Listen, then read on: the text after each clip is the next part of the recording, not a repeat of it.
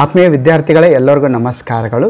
9ನೇ ತರಗತಿ ಮಾಹಿತಿ ತಂತ್ರಜ್ಞಾನ, 9ನೇ ತರಗತಿ ಇನ್ಫಾರ್ಮೇಷನ್ ಟೆಕ್ನಾಲಜಿ ಈ ಒಂದು ಆನ್ಲೈನ್ ತರಗತಿಗೆ ಎಲ್ಲರಿಗೂ ಸ್ವಾಗತವನ್ನು ಕೋರ್ತಾ, ಆತ್ಮೀಯ ವಿದ್ಯಾರ್ಥಿಗಳೇ ನೀವು 9ನೇ ತರಗತಿಯಲ್ಲಿ NSQF ಅಡಿಯಲ್ಲಿ ಇನ್ಫಾರ್ಮೇಷನ್ ಟೆಕ್ನಾಲಜಿ ಸಬ್ಜೆಕ್ಟನ್ನು ತೆಗೆದುಕೊಂಡಿದ್ದಕ್ಕೆ ಎಲ್ಲರಿಗೂ ಅಭಿನಂದನೆಯನ್ನು ಸಲ್ಲಿಸ್ತಾ, ಆತ್ಮೀಯ ವಿದ್ಯಾರ್ಥಿಗಳೇ ಈ ಒಂದು ವಿಡಿಯೋದಲ್ಲಿ ನಾವು ಈ ಒಂದು ಇನ್ಫಾರ್ಮೇಷನ್ ಟೆಕ್ನಾಲಜಿಯ ಎರಡನೇ ಒಂದು ಘಟಕ, ಎರಡನೇ ಒಂದು ಯೂನಿಟ್ ಏನಿದೆ, ಎರಡನೇ ಒಂದು ಅಧ್ಯಾಯ ಏನಿದೆ, ಈ ಒಂದು ಡಾಟಾ ಹ್ಯಾಂಡಲಿಂಗ್ ಆ್ಯಂಡ್ ಕೀಬೋರ್ಡಿಂಗ್ ಸ್ಕಿಲ್ ಅಂತ ಎರಡನೇ ಅಧ್ಯಾಯ ಇದೆ. ಸೊ ಆತ್ಮೀಯ ವಿದ್ಯಾರ್ಥಿಗಳೇ ಈ ಒಂದು ಅಧ್ಯಾಯವನ್ನು ನಾವು ಕಂಪ್ಲೀಟಾಗಿ ಒಂದು ಚರ್ಚೆಯನ್ನು ಮಾಡ್ತೇವೆ. ಸೊ ಈ ಅಧ್ಯಾಯದ ಮೇಲೆ 2 ರಿಂದ 3 ವಿಡಿಯೋಗಳು ಆಗುವಂಥ ಸಾಧ್ಯತೆ ಇದೆ. ಯಾಕಂದರೆ ಈ ಯೂನಿಟ್ ಏನಿದೆ ಒಂದಿಷ್ಟು ಲೆಂದಿಯಾಗಿದೆ ಹಾಗೂ ನಿಮ್ಮ ಒಂದು ಇನ್ಫಾರ್ಮೇಷನ್ ಟೆಕ್ನಾಲಜಿಗೆ ಒಂದು ಬೇಸ್ ಆಗಿರುವಂಥದ್ದು, ನಿಮಗೆ ಒಂದು ಭದ್ರವಾಗಿರುವಂಥ ಬುನಾದಿಯನ್ನು ಹಾಕಿಕೊಡ್ತದೆ ಈ ಒಂದು ಚಾಪ್ಟರ್. ಸೊ ಆ ಒಂದು ನಿಟ್ಟಿನಲ್ಲಿ ಈ ಒಂದು ವಿಡಿಯೋವನ್ನು, ಈ ಒಂದು ಅಧ್ಯಾಯ ಏನಿದೆ ಇದೊಂದು 2 ರಿಂದ 3 ವಿಡಿಯೋಗಳನ್ನು ಮಾಡುವಂಥ ಪ್ರಯತ್ನ ಮಾಡ್ತೇವೆ. ಕನಿಷ್ಠ ಅಂದರೆ 2 ವಿಡಿಯೋಗಳಾದರೂ ಆಗ್ಬೋದು. ಸೊ ಆತ್ಮೀಯ ವಿದ್ಯಾರ್ಥಿಗಳೇ ಬನ್ನಿ ನೋಡ್ತಾ ಹೋಗೋಣ data handling and keyboard skill. So ನಾವು ಈ ಒಂದು ಇನ್ಫಾರ್ಮೇಷನ್ ಟೆಕ್ನಾಲಜಿಲಿ ಮುಂದುವರಿಬೇಕಾದ್ರೆ ನಾವು ಕೀಬೋರ್ಡ್ನಲ್ಲಿ ಟೈಪ್ ಮಾಡುವಂಥ ಒಂದು ಕೌಶಲ್ಯ ಏನಿದೆ, ಒಂದು ಸ್ಕಿಲ್ ಏನಿದೆ, ಅದರಲ್ಲಿ ನಾವು ಪರ್ಫೆಕ್ಷನನ್ನು ಮಾಡಬೇಕಾಗತ್ತೆ, ಅದರಲ್ಲಿ ನಾವು ಪರಿಣಿತಿಯನ್ನು ಪಡೆದುಕೊಳ್ಬೇಕಾಗತ್ತೆ. ಸೊ ಈ ಕೀಬೋರ್ಡ್ ಅಂದರೆ ಏನು? ಸೊ ಕೀಬೋರ್ಡ್ ಎನ್ನುವುದು ಕಂಪ್ಯೂಟರ್ಗೆ ಒಂದು ಡೇಟಾವನ್ನು, ದತ್ತಾಂಶವನ್ನು, ಮಾಹಿತಿಯನ್ನು ನಾವು ಎಂಟ್ರಿ ಮಾಡುವಾಗ ಬಳಸುವಂಥ ಒಂದು ಸಾಧನ ಆಗಿದೆ. ಸೊ ಈ ಕೀಬೋರ್ಡನ್ನು ನಾವು ಇನ್ಪುಟ್ ಸಾಧನ ಅಂತ ಕರಿತೀವಿ ಅಥವಾ ಇನ್ಪುಟ್ ಡಿವೈಸ್ ಅಂತ ಕರಿತೀವಿ. ಆತ್ಮೀಯ ವಿದ್ಯಾರ್ಥಿಗಳೇ ನಿಮಗೆ ಒಂದು ರಿಮೈಂಡ್ ಮಾಡ್ತೀನಿ. ಸೊ ಕಂಪ್ಯೂಟರ್ ಅಂತ ಬಂದಾಗ ಇಲ್ಲಿ ಇನ್ಪುಟ್ ಡಿವೈಸ್ ಬರುತ್ತೆ, ಇನ್ಪುಟ್ ಸಾಧನ, ಔಟ್ಪುಟ್ ಡಿವೈಸ್ ಬರುತ್ತೆ, ಔಟ್ಪುಟ್ ಸಾಧನಗಳು ಮತ್ತು ಪ್ರೊಸೆಸಿಂಗ್ ಯೂನಿಟ್ ಇದೆ. ಸೊ ಇನ್ಪುಟ್ ಸಾಧನ ಅಂತ ಬಂದಾಗ ಕೀಬೋರ್ಡ್ ಇದೆ, ಮೌಸ್ ಇದೆ, ಸೊ ಈ ರೀತಿ ಸ್ಕ್ಯಾನರ್ಗಳು ಬರ್ತದೆ. ಸೊ ಇವುಗಳನ್ನು ಇನ್ಪುಟ್ ಸಾಧನ ಅಂತ ಹೇಳ್ತೀವಿ. ಈ ಒಂದು ಯೂನಿಟಿನ ಒಂದು ಪ್ರಮುಖವಾಗಿರೋ ಅಂಶವಾಗಿರುವಂಥ ಕೀಬೋರ್ಡ್ ಏನಿದೆ ಇದೊಂದು ಇನ್ಪುಟ್ ಡಿವೈಸ್ ಆಗಿದೆ. ಸೊ ಇಲ್ಲಿ ಈ ಒಂದು ಇನ್ಪುಟ್ ಡಿವೈಸ್ ಮುಖಾಂತರ ನಾವು ಅಕ್ಷರಗಳನ್ನು, ಆಲ್ಫಾಬೆಟ್ಗಳನ್ನು, ಚಿಹ್ನೆಗಳನ್ನು, ಅಂಕಿ ಸಂಖ್ಯೆಗಳನ್ನು ನಾವು ಇಲ್ಲಿ ಕಂಪ್ಯೂಟರ್ಗೆ ನಾವು ಇನ್ನನ್ನು ಮಾಡಬಹುದು.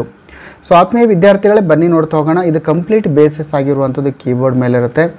ಸೊ ಈ ಒಂದು ಅಧ್ಯಾಯವನ್ನು ಮಾಡುವಾಗ ವಿದ್ಯಾರ್ಥಿಗಳು ನಿಮ್ಮ ಒಂದು ತರಗತಿಯಲ್ಲಿರುವಂಥ ಕೀಬೋರ್ಡನ್ನು ಅಬ್ಸರ್ವ್ ಮಾಡಿ, ಇನ್ನು ಮನೆಯಲ್ಲಿ ಅಧ್ಯಯನ ಮಾಡ್ತಾ ಇದ್ದರೆ ಒಂದು ಕೀಬೋರ್ಡಿನ ಒಂದು ಪ್ರಿಂಟನ್ನು ತೆಗೆದಿಟ್ಕೊಳ್ಳಿ.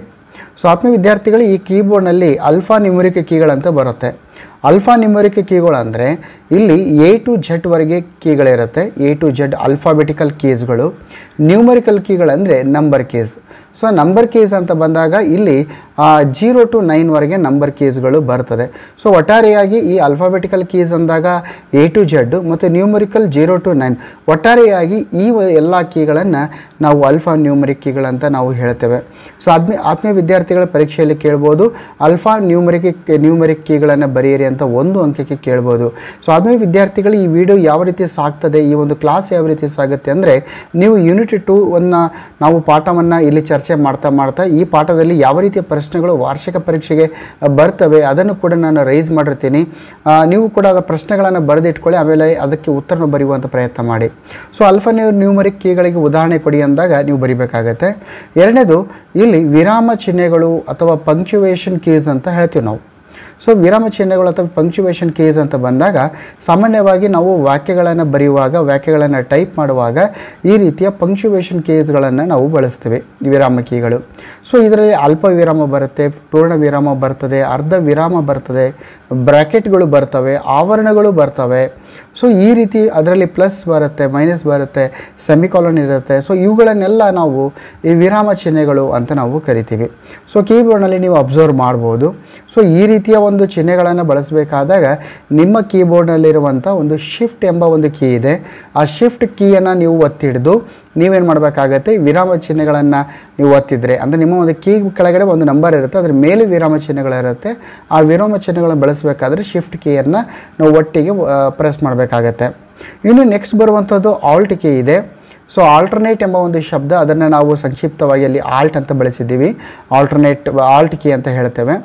ಸೊ ಇದನ್ನು ಈ ಆಲ್ಟರ್ನೇಟ್ ಕೀ ಯಾವ ರೀತಿ ಇರುತ್ತೆ ಅಂದರೆ, ಈ ಆಲ್ಟರ್ನೇಟ್ ಕೀಯನ್ನು ಮತ್ತೊಂದು ಕೀಯೊಂದಿಗೆ ಬಳಸಿಕೊಂಡು ನಾವು ಉಪಯೋಗಿಸಬೇಕಾಗುತ್ತೆ. ಉದಾಹರಣೆಗಾಗಿ ನೀವು ಪ್ರಾಕ್ಟೀಸ್ ಮಾಡಿ ನೋಡಿ. ಅಲ್ಲಿ ನೀವು ಏನಂದರೆ ಈ shift button, shift key, alternate key ಮತ್ತು ಡಿಲೀಟ್ ಕೀ. ಈ 3 ಕೀಗಳನ್ನು ನೀವು ಏಕಕಾಲಕ್ಕೆ ಪ್ರೆಸ್ ಮಾಡಿದರೆ ನಿಮ್ಮ ಒಂದು ಕಂಪ್ಯೂಟರ್ ಏನಿದೆ ಅದನ್ನು ಶಟ್ ಡೌನ್ ಮಾಡಲಿಕ್ಕೆ ನಿಮಗೆ ಆಪ್ಷನ್ಸ್ಗಳು ದೊರೀತವೆ. ಇದನ್ನು ಪ್ರಾಕ್ಟೀಸ್ ಮಾಡಬೇಕು. ವಿಡಿಯೋನ ಪೌಸ್ ಮಾಡಿ ನೋಡ್ತಾ ಹೋಗಿ. ಏನು ಶಿಫ್ಟು, ಆಲ್ಟು ಮತ್ತು ಡಿಲೀಟ್ ನೋಡಿ ಈ ರೀತಿ. ಅದರ್ವೈಸ್ ಕಂಟ್ರೋಲ್, ಆಲ್ಟ್ ಮತ್ತು ಡಿಲೀಟ್.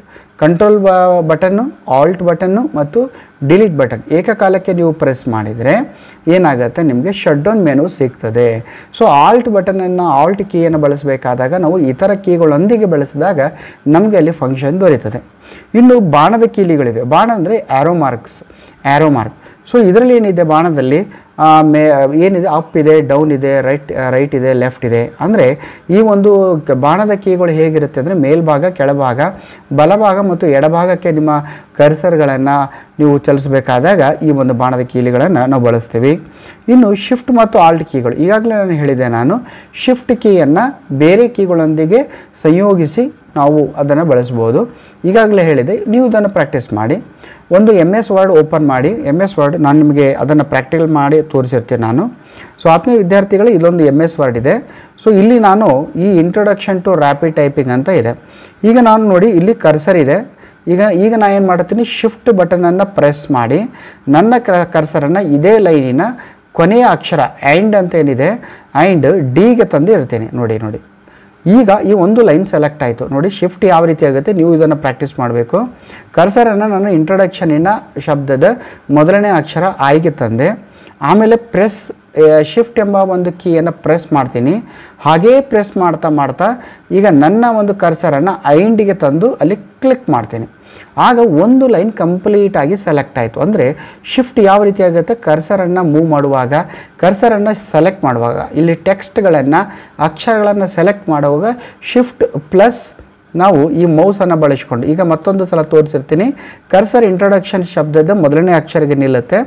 ಇನ್ನೊಂದು ತಂದು ಏನು ಮಾಡ್ತೀನಿ, ಕರ್ಸರನ್ನು ನೋಡಿ ಇಲ್ಲಿ ಮುಂದೆ ತಂದೆ ನಾನು ಕ್ಲಿಕ್ ಮಾಡಿದಾಗ ನಾನು ಎಲ್ಲಿವರೆಗೂ ಬಂದು ಕ್ಲಿಕ್ ಮಾಡ್ತೀನಿ ಅಷ್ಟು ಟೆಕ್ಸ್ಟು ಸೆಲೆಕ್ಟ್ ಆಗುತ್ತೆ. ಸೊ ಶಿಫ್ಟ್ ಎಂಬ ಒಂದು ಏನಿದೆ ಅಂದರೆ ಇದು ಶಿಫ್ಟು ಮೌಸಿನ ಕರ್ಸರ್ನೊಂದಿಗೆ ನಾವು ಸಂಯೋಜಿಸಿ ಬಳಸ್ಬೋದು. ಇನ್ನೊಂದಿದೆ, ಈಗಿಷ್ಟು ಸೆಲೆಕ್ಟ್ ಅಂತೂ ಮಾಡಿದ್ದೀನಿ. ಸೆಲೆಕ್ಟ್ ಮಾಡಲಿಕ್ಕೆ ಇನ್ನೊಂದು ನೀವು ಯಾವ ರೀತಿ ಮಾಡ್ತೀರಿ, ಮೌಸನ್ನು ಬಳಸ್ಕೊಂಡು ಈ ರೀತಿ ನೀವು ಡ್ರ್ಯಾಗನ್ನು ಮಾಡಿದಾಗ ಸೆಲೆಕ್ಟ್ ಆಗುತ್ತೆ. ಈ ರೀತಿ ಸೆಲೆಕ್ಟ್ ಆದಮೇಲೆ ನೀವೇನು ಮಾಡ್ಬೋದು, ಈ ಶಿಫ್ಟ್ ಬಟನ್ಗಳನ್ನು ಬಳಸ್ಕೊಂಡು ನೀವು ಬೇರೆ ಬೇರೆ ಫಂಕ್ಷನ್ಸನ್ನು ಮಾಡ್ಬೋದು. ನಾನು ಒಂದು ಫಂಕ್ಷನ್ಸನ್ನು ನಿಮಗೆ ನಾನು ಹೇಳಿದ್ದೀನಿ. ಸೊ ಬನ್ನಿ ನೋಡ್ತಾ ಹೋಗೋಣ. ನೆಕ್ಸ್ಟ್ ಏನಿದೆ ಅಂದರೆ ಇಲ್ಲಿ ಬ್ಯಾಕ್ ಸ್ಪೇಸ್ ಭಾಳ ಇಂಪಾರ್ಟೆಂಟ್. ನಾವು ಏನಾದರೂ ಟೈಪ್ ಮಾಡಿದಾಗ ಏನಾದರೂ ತಪ್ಪುಗಳಾಗಿದ್ದರೆ, ಎರರ್ ಆಗಿದ್ದರೆ ನಾವು ಬ್ಯಾಕ್ ಸ್ಪೇಸ್ ಎಂಬ ಒಂದು ಕೀಯನ್ನು ಬಳಸಿಕೊಂಡು ಅದನ್ನು ನಾವು ಡಿಲೀಟ್ ಮಾಡ್ತೀವಿ. ಸೊ ಬ್ಯಾಕ್ ಸ್ಪೇಸ್ ಅಂತ ಕ್ಲೀಮ್ ಬಂದಾಗ ಇಲ್ಲಿ ಭಾಳ ಎಕ್ಸಾಮ್ ಒಂದಿನಲ್ಲಿ ಯಾವ ರೀತಿ ಕೇಳ್ತಾರೆ ನೋಡೋಣ. ಸೊ ಆತ್ಮೀಯ ವಿದ್ಯಾರ್ಥಿಗಳು, ತಾವಿಲ್ಲಿ ಗಮನಿಸ್ತಾ ಇದ್ದೀರಿ, ನನ್ನ ಕರ್ಸರ್ ಎಲ್ಲಿದೆ ಅಬ್ಸರ್ವ್ ಮಾಡಬೇಕು. ಇಲ್ಲಿ ಮೊದಲನೇ ಸಾಲಿನ ಕೊನೆಯ ಶಬ್ದ ಆ್ಯಂಡ್ ಏನಿದೆ, ಆ್ಯಂಡ್ ಅದರ ಹಿಂದ್ಗಡೆ ನನ್ನ ಕರ್ಸರ್ ಇಟ್ಟಿದ್ದೀನಿ. ಕರ್ಸರನ್ನು ಇಟ್ಕೊಂಡು ಬ್ಯಾಕ್ ಸ್ಪೇಸನ್ನು ನಾನು ಕ್ಲಿಕ್ ಮಾಡ್ತೀನಿ. ತಾವು ಅಬ್ಸರ್ವ್ ಮಾಡಬೇಕು, ನಾನು ಬ್ಯಾಕ್ ಸ್ಪೇಸ್ ಕ್ಲಿಕ್ ಮಾಡಿದಾಗ ಅಲ್ಲಿ ಏನಾಗ್ತಾ ಇದೆ ಇಲ್ಲಿ ಅಂದರೆ ಕರ್ಸರಿನ ಎಡಭಾಗದ ಅಕ್ಷರಗಳು, ಎಡಭಾಗದ ಆಲ್ಫಾಬೆಟ್ಗಳು ಡಿಲೀಟ್ ಆಗ್ತಾ ಇದೆ. It's very very very very important. ಎಕ್ಸಾಮ್ನಲ್ಲಿ ನಿಮಗೆ ಕೇಳ್ತಾರೆ, ಎಕ್ಸಾಮ್ನಲ್ಲಿ ನಿಮಗೆ ಖಂಡಿತವಾಗಿಯೂ ಕೂಡ ಒಂದು ವಾರ್ಷಿಕ ಪರೀಕ್ಷೆಯಲ್ಲಿ ಕೇಳ್ತಾರೆ. ಬ್ಯಾಕ್ ಸ್ಪೇಸನ್ನು ನಾವು ಬಳಸಿದಾಗ ಅಕ್ಷರಗಳ ಯಾವ ಭಾಗದಲ್ಲಿ ಅಕ್ಷರಗಳು ಡಿಲೀಟ್ ಆಗ್ತವೆ, ಅಳಿಸಿ ಹೋಗ್ತವೆ ಅಂದರೆ ನಾವು ಬ್ಯಾಕ್ ಸ್ಪೇಸನ್ನು ಬಳಸಿದಾಗ ಇಲ್ಲಿ ಏನಾಗುತ್ತೆ, ಕರ್ಸರಿನ ಎಡಭಾಗದಿಂದ ಅಕ್ಷರಗಳು ಏನಾಗ್ತಾ ಇವೆ ಅಂದರೆ ಇಲ್ಲಿ ಡಿಲೀಟ್ ಆಗ್ತಾ ಇವೆ ಅಥವಾ ಅಳಿಸಿ ಹೋಗ್ತಾ ಇವೆ ಅಂತ ನಾವು ಇಲ್ಲಿ ಹೇಳ್ತೇವೆ. ಇದ್ರ ಜೊತೆಯಲ್ಲಿ ನಾನು ಮತ್ತೊಂದು ನಿಮಗೆ ಹೇಳ್ತೀನಿ. ನಮ್ಮ ಒಂದು ಕೀಬೋರ್ಡ್ನಲ್ಲಿ ಅಳಿಸಲಿಕ್ಕೆ ಒಂದು ಬ್ಯಾಕ್ ಸ್ಪೇಸ್ ಇದೆ, ಮತ್ತೊಂದು ಏನಿದೆ ಅಂದರೆ ಡಿಲೀಟ್ ಎಂಬ ಆಪ್ಷನ್ಸ್ ಕೂಡ ಇದೆ. ಡಿಲೀಟು ತಾವಿಲ್ಲಿ ಗಮನಿಸಬೇಕು, ನನ್ನ ಒಂದು ಕರ್ಸರ್ ನಾನು ಎಲ್ಲಿಟ್ಟಿದ್ದೀನಿ ಅಂದರೆ ಮೊದಲನೇ ಸಾಲಿನಲ್ಲಿ ಫ್ರೀ ಎಂಬ ಅಕ್ಷರ ಏನಿದೆ ಅದರ ಕೊನೆಗಡೆ ನನ್ನ ಕರ್ಸರ್ ತಂದು ನಿಲ್ಲಿಸಿದ್ದೀನಿ. ಬ್ಲಿಂಕ್ ಆಗ್ತಾ ಇದೆ. ಈಗ ನಾನು ಬ್ಯಾಕ್ ಸ್ಪೇಸನ್ನು ಬಳಸೋದಿಲ್ಲ, ಈಗ ನಾನು ಡಿಲೀಟ್ ಎಂಬ ಆಪ್ಷನ್ಸನ್ನು ಬಳಸ್ತೀನಿ. ಡಿಲೀಟ್ ಎಂಬ ಆಪ್ಷನ್ ಬಳಸಿದಾಗ ಕರ್ಸರಿನ ಯಾವ ಭಾಗದಲ್ಲಿ ಅಕ್ಷರಗಳು, ಆಲ್ಫಾಬೆಟ್ಗಳು ಡಿಲೀಟ್ ಆಗ್ತವೆ ನೀವು ಅಬ್ಸರ್ವ್ ಮಾಡಿ. ಸೊ ಆತ್ಮೀಯ ವಿದ್ಯಾರ್ಥಿಗಳು, ತಾವು ಗಮನಿಸ್ತಾ ಇದ್ದೀರಿ, ಕರ್ಸರ್ ಇದೆ. ಕರ್ಸರ್ನ ನೋಡಿ, ಬಲಭಾಗದಲ್ಲಿ ಎ ಇದೆ, ಎಡಭಾಗದಲ್ಲಿ ಇ ಇದೆ. ಈಗ ನಾನು ಡಿಲೀಟ್ ಆಪ್ಷನ್ ಬಳಸಿದಾಗ ತಾವು ಗಮನಿಸ್ತಾ ಇದ್ದೀರಿ, ಎ ಡಿಲೀಟ್ ಆಯಿತು. ಅಂದರೆ ಕರ್ಸರ್ನ ಬಲಭಾಗದಲ್ಲಿರುವಂಥ ಅಕ್ಷರಗಳು ನೋಡಿ. ಕರ್ಸರ್ ನೋಡಿ, ಈಗ ಇ ಮತ್ತು ಡಿ ಮಧ್ಯದಲ್ಲಿ ಕರ್ಸರ್ ಇದೆ. ಡಿಲೀಟ್ ಅಂತ ಒತ್ತಿದಾಗ ಏನಾಗ್ತಾ ಇದೆ, ಈಗ ನನಗೆ ಬಲಭಾಗದ ಅಕ್ಷರವಾದ ಡಿ ಡಿಲೀಟ್ ಆಗ್ತಾ ಇದೆ. ಇದು ನೀವು ಗಮನಿಸಬೇಕು, ಡಿಲೀಟ್ ಕೀಯನ್ನು ಬಳಸಿದಾಗ ಕರ್ಸರ್ನ ಬಲಭಾಗದ ಅಕ್ಷರಗಳು ಡಿಲೀಟ್ ಆಗ್ತವೆ. ಇನ್ನು ಬ್ಯಾಕ್ ಸ್ಪೇಸನ್ನು ನಾವು ಬಳಸಿದಾಗ ಕರ್ಸರಿನ ಎಡಭಾಗದ ಅಕ್ಷರಗಳು ಡಿಲೀಟ್ ಆಗ್ತವೆ. ನೋಡಿ, ಈಗ ನಾನು ಬ್ಯಾಕ್ ಸ್ಪೇಸ್ ಬಳಸ್ತಾ ಇದ್ದೀನಿ. ಬ್ಯಾಕ್ ಸ್ಪೇಸ್ ಬಳಸಿದಾಗ ಆ ಕರ್ಸರಿನ ಎಡಭಾಗದ ಅಕ್ಷರ ಯಾವುದು ಅಂದರೆ ಇ. ನೋಡಿ, ಈಗ ಡಬಲ್ ಇ ಇದೆ, ಒಂದು ಇ ಡಿಲೀಟ್ ಆಗುತ್ತೆ. ಬ್ಯಾಕ್ ಸ್ಪೇಸ್ ಬಳಸಿದ್ದೀನಿ, ನೋಡಿ ಒಂದು ಇ ಡಿಲೀಟ್ ಆಯಿತು, ಅಂದರೆ ಕರ್ಸರಿನ ಎಡಭಾಗದ ಅಕ್ಷರಗಳು ಡಿಲೀಟ್ ಆಗಿದೆ. ಇನ್ನು ನೋಡಿ, ಈಗ ನಾನು ಡಿಲೀಟ್ ಕೀಯನ್ನು ಬಳಸಿದರೆ ಅದೇ ಕರ್ಸರಿನ ಬಲಭಾಗದ ಅಕ್ಷರಗಳು ಡಿಲೀಟ್ ಆಗ್ತವೆ. ನೋಡಿ, ಈಗ ಬಲಭಾಗದ ಅಕ್ಷರ ಓ ಇದೆ, ಈಗ ನಾನು ಡಿಲೀಟ್ ಬಳಸಿದಾಗ ನಾನು ಓ ಅಕ್ಷರ ಡಿಲೀಟ್ ಆಯಿತು. ಸೊ ಇಟ್ಸ್ ವೆರಿ ಕ್ಲಿಯರ್ ಇದೆ. ಬ್ಯಾಕ್ ಸ್ಪೇಸ್ ಕೀಯನ್ನು ಬಳಸಿದರೆ ಕರ್ಸರಿನ ಎಡಭಾಗದ ಅಕ್ಷರಗಳು ಡಿಲೀಟ್ ಆಗಿದರೆ, ಇನ್ನು ಡಿಲೀಟ್ ಎಂಬ ಕೀಯನ್ನು ಬಳಸಿದರೆ ಕರ್ಸರಿನ ಬಲಭಾಗದ ಅಕ್ಷರಗಳು ಡಿಲೀಟ್ ಆಗ್ತವೆ. ಸೊ ಆತ್ಮೀಯ ವಿದ್ಯಾರ್ಥಿಗಳೇ, ವಿಡಿಯೋವನ್ನು ಪೌಸ್ ಮಾಡಿ ಒಂದು ಸಲ ಇದನ್ನು ಪ್ರಾಕ್ಟೀಸ್ ಮಾಡಿ. ಈ ಒಂದು ವಿಡಿಯೋವನ್ನು ನೀವು ತರಗತಿಯಲ್ಲಿ ವೀಕ್ಷಣೆ ಮಾಡ್ತಾ ಇದ್ದರೆ teachers please help the students. ಮನೆಯಲ್ಲಿ ನೀವು ಪ್ರಾಕ್ಟೀಸ್ ಮಾಡ್ತಾ ಇದ್ದರೆ ಪಾಲಕರು ಇದನ್ನು ಹೆಲ್ಪ್ ಮಾಡಬೇಕಾಗತ್ತೆ. ಸೊ ಇದು ಡಿಫರೆನ್ಸು, ಎಕ್ಸಾಮ್ನಲ್ಲಿ ಕೇಳ್ತಾರೆ. ಬ್ಯಾಕ್ ಸ್ಪೇಸ್ ಮತ್ತು ಡಿಲೀಟ್ ನಡುವಿನ ವ್ಯತ್ಯಾಸವೇನು ಅಂದಾಗ, ಬ್ಯಾಕ್ ಸ್ಪೇಸನ್ನು ಕೀ ಬಳಸಿದಾಗ ಕರ್ಸರಿನ ಎಡಭಾಗದ ಅಕ್ಷರಗಳು ಡಿಲೀಟ್ ಆಗ್ತವೆ. ಇನ್ನು ಡಿಲೀಟ್ ಎಂಬ ಕೀಯನ್ನು ಬಳಸಿದಾಗ ಕರ್ಸರಿನ ಬಲಭಾಗದ ಅಕ್ಷರಗಳು ಡಿಲೀಟ್ ಆಗ್ತವೆ ಅಂತ ನೀವು ಬರಿಬೇಕು. 1 ಅಂಕದ ಪ್ರಶ್ನೆ ಇದಾಗಿರುತ್ತದೆ. ಸೊ ಬನ್ನಿ ನೋಡ್ತಾ ಹೋಗೋಣ. ಮುಂದಿನ ಒಂದು ಅಂಶ ನೋಡ್ತಾ ಹೋದಾಗ ನೆಕ್ಸ್ಟ್ ಇರುವಂಥದ್ದು caps lock. So caps lock key ಅಂತ ಬಳಸಿದಾಗ ನಿಮಗೆ ಭಾಳ ಈಸಿಯಾಗಿರ್ತದೆ. ಕ್ಯಾಪ್ಸ್ ಲಾಕ್ ಅಂತ ಕೀಯನ್ನು ಬಳಸಿದಾಗ ನಾವೇನು ಮಾಡ್ತೀವಿ, ನಾವು ಕ್ಯಾಪಿಟಲ್ ಲೆಟರ್ಗಳನ್ನು ನಾವು ಟೈಪನ್ನು ಮಾಡ್ಬೋದು. ಎಸ್, ಇಲ್ಲಿ ನಿಮಗೆ ಟೈಪ್ ಮಾಡಿ ತೋರಿಸಿರ್ತೀನಿ ನಾನು. ಈಗ ಕ್ಯಾಪ್ಸ್ ಲಾಕ್ ನೋಡಿ, ಈಗ ತಾವು ಗಮನಿಸ್ತಾ ಇದ್ದೀರಿ, ನಾನು ಟೈಪ್ ಮಾಡ್ತಿರುವಂಥ ಅಕ್ಷರಗಳು ಇಲ್ಲಿ ಸ್ಮಾಲ್ ಲೆಟರ್ಸ್ನಲ್ಲಿ ಬರ್ತಾ ಇದೆ. ಯಾವಾಗ ನಾನು ಕ್ಯಾಪ್ಸ್ ಲಾಕ್ ಕೀಯನ್ನು ನಾನು ಪ್ರೆಸ್ ಮಾಡಿರ್ತೀನಿ ಆಗ ಅಕ್ಷರಗಳು ಕ್ಯಾಪಿಟಲ್ ಲೆಟರ್ಸ್ನಲ್ಲಿ ಬರುತ್ತೆ. ಸೊ ಒಂದು ಗಮನಿಸಬೇಕು, ನಾವು ಕ್ಯಾಪ್ಸ್ ಲಾಕ್ ಕೀಯನ್ನು ಬಳಸುವಾಗ ಕ್ಯಾಪ್ಸ್ ಲಾಕ್ ನಾವು ಆನ್ ಮಾಡಿದಾಗ ನಮಗೆ ಒಂದು ಲೈಟ್ ಆನ್ ಆಗುತ್ತೆ. ಕೆಲವೊಂದು ಕೀಬೋರ್ಡ್ಗಳಲ್ಲಿ ಆ ಕ್ಯಾಪ್ಸ್ ಲಾಕ್ ಮೇಲೆ ಲೈಟ್ ಆನ್ ಆಗುತ್ತೆ. ಕೆಲವೊಂದು ಕೀಬೋರ್ಡ್ಗಳಲ್ಲಿ ಇಲ್ಲಿ ರೈಟ್ ಸೈಡ್ ಟಾಪ್ನಲ್ಲಿ ಕ್ಯಾಪ್ಸ್ ಒಂದು ಬಟನ್ ಲೈಟ್ ಆನ್ ಆಗುತ್ತೆ. ಯಾವಾಗ ಕ್ಯಾಪ್ಸ್ ಲಾಕ್ ಆಫ್ ಮಾಡ್ತೀವಿ ಆ ಲೈಟ್ ಕೂಡ ಆಫ್ ಆಗುತ್ತೆ, ಅಕ್ಷರಗಳು ಮತ್ತೆ ಇಲ್ಲಿ ನಮಗೆ ಸ್ಮಾಲ್ ಲೆಟರ್ಸ್ನಲ್ಲಿ ಬರ್ತದೆ. ಸೊ ಈ ಕ್ಯಾಪ್ಸ್ ಲಾಕ್ ಕೀಯನ್ನು ನಾವು ಟಾಗಲ್ ಕೀ ಅಂತ ಕರಿತೀವಿ. ಟಾಗಲ್ ಕೀ ಅಂದರೆ ಒಂದೇ ಕೀಯನ್ನು ನಾವು ಪ್ರೆಸ್ ಮಾಡೋದ್ರಿಂದ ಆನ್ ಮಾಡ್ತೀವಿ, ಅದೇ ಕೀಯನ್ನು ಪ್ರೆಸ್ ಮಾಡೋದ್ರಿಂದ ಆಫ್ ಕೂಡ ಮಾಡ್ಬೋದು. ಸೊ ಇದನ್ನು ನಾವು ಟಾಗಲ್ ಕೀ ಅಂತ ನಾವು ಹೇಳ್ತೇವೆ. ಸೊ ಇದನ್ನು ನೀವು ಪ್ರಾಕ್ಟೀಸ್ ಮಾಡಬೇಕಾಗತ್ತೆ, ಇದು ಪ್ರಾಕ್ಟಿಕಲ್ ವರ್ಕು. ಸೊ ಇದು ಆಮೇಲೆ ಕಂಟ್ರೋಲ್ ಕೀ. ಸೊ ನಿಮ್ಮ ಕೀಬೋರ್ಡ್ನಲ್ಲಿ ಒಂದು ಕಂಟ್ರೋಲ್ ಕೀ ಇದೆ. ಕಂಟ್ರೋಲ್ ಕೀ 2 ಕಂಟ್ರೋಲ್ ಕೀಗಳು ಬರುತ್ತೆ, ಒಂದು ಎಡಭಾಗದಲ್ಲಿ ಒಂದು ಬಲಭಾಗದಲ್ಲಿ. ಸೊ ಕಂಟ್ರೋಲ್ ಕೀ ಕೂಡ ಇದು ಮತ್ತೊಂದು ಕೀಯೊಂದಿಗೆ ಸಂಯೋಜಿಸಿ ಮತ್ತೊಂದು ಕೀಯೊಂದಿಗೆ ಬಳಸಿದಾಗ ಅಲ್ಲಿ ವರ್ಕ್ ಆಗುತ್ತೆ. ಸೊ ಆತ್ಮೀಯ ವಿದ್ಯಾರ್ಥಿಗಳು, ಇದನ್ನು ಕೂಡ ನಾನು ಪ್ರಾಕ್ಟಿಕಲ್ ಆಗಿ ನಿಮಗೆ ತೋರಿಸಿರ್ತೀನಿ. ಇಲ್ಲಿ ನಾನು ಈಗಾಗಲೇ ಒಂದು ಮೊದಲನೇ ಲೈನನ್ನು ನಾನು ಸೆಲೆಕ್ಟ್ ಮಾಡಿದ್ದೀನಿ. ಸೆಲೆಕ್ಟ್ ಮಾಡಿದ ಮೇಲೆ ಈಗ ಏನು ಮಾಡಬೇಕಾಗಿದೆ, ಈ ಲೈನನ್ನು ಕಾಪಿ ಮಾಡಬೇಕು. ಸೊ ಮೌಸ್ ಸಹಾಯದಿಂದ ಕೂಡ ನಾವು ಕಾಪಿ ಮಾಡ್ಬೋದು. ರೈಟ್ ಬಟನನ್ನು ಮೌಸಿನ ರೈಟ್ ಬಟನನ್ನು ಬಳಸಿಕೊಂಡು ನಾವು ಅದನ್ನು ಕಾಪಿ ಮಾಡ್ಬೋದು. ಬಟ್ ಈಗ ನಾ ಏನು ಮಾಡ್ತೀನಿ, ಇಲ್ಲಿ ಯಾವ ರೀತಿ ಮಾಡ್ಬೋದು ಅಂದರೆ ಕಂಟ್ರೋಲ್ ಸಿ ನೋಡಿ, ಜಸ್ಟ್ ನಾನು ಏನು ಮಾಡಿದ್ದೀನಿ, ಸೆಲೆಕ್ಟ್ ಮಾಡಿದ್ದೀನಿ, ಆ ಲೈನನ್ನು ಸೆಲೆಕ್ಟ್ ಮಾಡ್ತೀನಿ. ಆಮೇಲೆ ನೆಕ್ಸ್ಟ್ ನಾನು ಏನು ಮಾಡ್ತೀನಿ, ಕಂಟ್ರೋಲ್ ಸಿ ಎಂಬ ಬಟನ್, ಕಂಟ್ರೋಲು ಮತ್ತು ಸಿ ಒಟ್ಟಿಗೆ ನಾನು ಪ್ರೆಸ್ ಮಾಡ್ತೀನಿ, ಒತ್ತುತ್ತೀನಿ. ಅದಾದಮೇಲೆ ನಾನು ಕರ್ಸರನ್ನು ಇಲ್ಲಿ ಕೆಳಗಡೆ ತಂದು ಈಗ ಅದನ್ನು ಪೇಸ್ಟ್ ಮಾಡಬೇಕಾಗಿದೆ.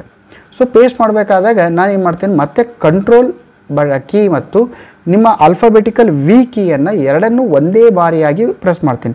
ಮೊದಲು ಕಂಟ್ರೋಲ್ ಕೀಯನ್ನು ಪ್ರೆಸ್ ಮಾಡಿ ಇನ್ನೊಂದು ಬೆರಳಿನಿಂದ ವಿ ಕೀಯನ್ನು ನಾನು ವಿ ಎಂಬ ಒಂದು ಆಲ್ಫಾಬೆಟಿಕಲ್ ಕೀಯನ್ನು ಪ್ರೆಸ್ ಮಾಡಿದಾಗ ತಾವಿಲ್ಲಿ ಗಮನಿಸ್ತಾ ಇದ್ದೀರಿ, ಮೊದಲನೇ ಸಾಲು 2ನೇ ಸಾಲಿಗೆ ಅಲ್ಲಿ ಕಾಪಿ ಆಗೋಯ್ತು. ನೋಡಿ ಯಾವ ರೀತಿ ಇದೆ. ಕಂಟ್ರೋಲ್ ಕೀಯನ್ನು ಯಾವ ರೀತಿ ಬಳಸ್ತೀವಿ ಅಂದರೆ, ಕಂಟ್ರೋಲ್ ಮತ್ತು ಸಿಯನ್ನು ನಾವು ಬಳಸಿದಾಗ ಅಲ್ಲಿ ಕಾಪಿ ಆಗುತ್ತೆ.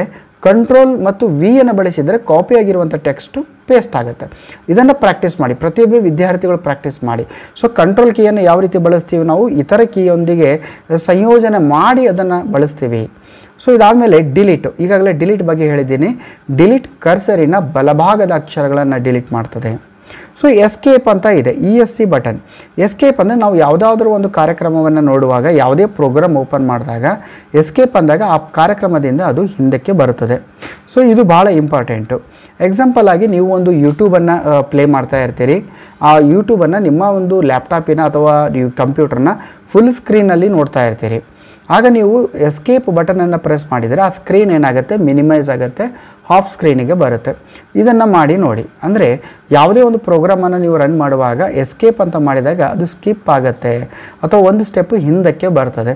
ಇದು ಪ್ರಾಕ್ಟಿಕಲ್ ಮಾಡಿ ನೋಡುವಂಥದ್ದು. ಯೂಟ್ಯೂಬ್ ಓಪನ್ ಮಾಡಿ, ಯೂಟ್ಯೂಬನ್ನು ಒಂದು ವಿಡಿಯೋ ಪ್ಲೇ ಮಾಡುವಾಗ ಅದನ್ನು ಫುಲ್ ಸ್ಕ್ರೀನ್ ಮಾಡಿ, ಫುಲ್ ಸ್ಕ್ರೀನ್ ಆದಮೇಲೆ ಎಸ್ಕೇಪ್ ಕೀಯನ್ನು ಒತ್ತಿದರೆ ಅದು ಹಾಫ್ ಮತ್ತು ಮೊದಲನೇ ಸ್ಕ್ರೀನಿಗೆ ಬರ್ತದೆ.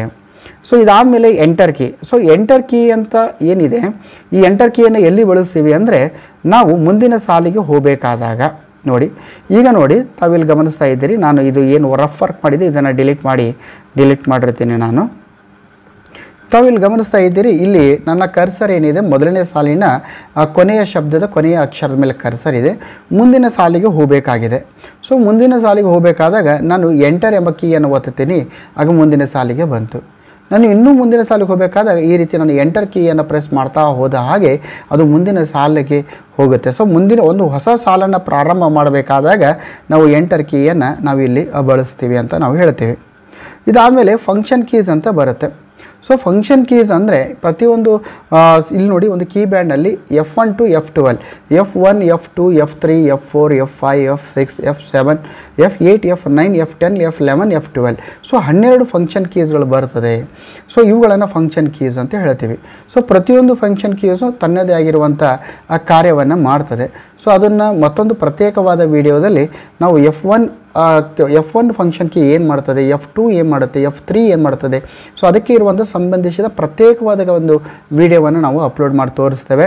ಸೊ ಪರೀಕ್ಷೆಯಲ್ಲಿ ಕೇಳ್ತಾರೆ ಫಂಕ್ಷನ್ ಕೀಸ್ಗಳು ಎಷ್ಟು ಇರ್ತದೆ ಅಂದಾಗ 12 ಫಂಕ್ಷನ್ ಕೀಸ್ಗಳು ಇರ್ತದೆ ಅಂತ ನೀವು ಇಲ್ಲಿ ಹೇಳಬೇಕು. ಸೊ ಅಥವಾ ಎಂಟರ್ ಕೀಯಿನ ಕಾರ್ಯವೇನು ಅಂದಾಗ ಎಂಟರ್ ಕೀ ಮುಂದಿನ ಸಾಲನ್ನು ನಾವು ಪ್ರಾರಂಭಿಸಲಿಕ್ಕೆ ಎಂಟರ್ ಕೀಯನ್ನು ಬಳಸ್ತೀವಿ ಅಂತ ಹೇಳಬೇಕು. ಎಸ್ಕೇಪ್ ಕೀಯಿನ ಕೆಲಸವೇನೆಂದರೆ ಕಾರ್ಯಕ್ರಮದಿಂದ ಹೊರಬರಲಿಕ್ಕೆ ಈ ಒಂದು ಎಸ್ಕೇಪ್ ಕೀಯನ್ನು ಬಳಸ್ತೀವಿ ಅಂತ ನೀವು ಹೇಳಬೇಕು. ಆಮೇಲೆ ಕಂಟ್ರೋಲ್ ಕೀಯನ್ನು ಯಾವ ರೀತಿ ಬಳಸ್ತೀವಿ ಅಂದರೆ ಕಂಟ್ರೋಲ್ ಕೀಯನ್ನು ಇತರ ಕೀಗಳೊಂದಿಗೆ ಸಂಯೋಜನೆ ಮಾಡಿ ನಾವು ಬಳಸ್ತೇವೆ ಅಂತ ಹೇಳಿ, ಉದಾಹರಣೆಗೆ ಕಂಟ್ರೋಲ್-C, ಕಂಟ್ರೋಲ್-V ಅಂತ ನಾವು ಇಲ್ಲಿ ಹೇಳ್ಬೋದು. ಸೊ ಇದಾದಮೇಲೆ ನೆಕ್ಸ್ಟ್ ಬರುವಂಥದ್ದು ನಮ್ಮ ಒಂದು ಕೀಪ್ಯಾಡ್ನಲ್ಲಿ ಸಂಖ್ಯಾ ಕೀಪ್ಯಾಡ್ಗಳು ಅಂತ ಬರ್ತದೆ. ಸಂಖ್ಯಾ ಕೀಪ್ಯಾಡ್ಗಳಂದರೆ ನಿಮ್ಮ ಒಂದು ಕೀಬೋರ್ಡಿನ ಒಂದು ರೈಟ್ ಸೈಡು ನಿಮಗೆ ಈ ಒಂದು ನ್ಯೂಮರಿಕಲ್ ಕೀಪ್ಯಾಡ್ ಅಂತ ಹೇಳ್ತೀವಿ, ಸಂಖ್ಯಾ ಕೀಪ್ಯಾಡ್ ಅಂತ. ನಿಮ್ಮ ಕೀಪ್ಯಾಡ್ನಲ್ಲಿ ಇಲ್ಲಿ 0 to 9ವರೆಗೆ ನಿಮಗೆ ಈಗಾಗಲೇ ಒಂದು ಮೊದಲನೇ ಸಾಲಿನಲ್ಲಿ 0 to 9ವರೆಗೆ ಸಂಖ್ಯೆಗಳನ್ನು ಒತ್ತಲಿಕ್ಕೆ ನಿಮಗೆ ಒಂದು ಲೈನ್ ಇರುತ್ತದೆ.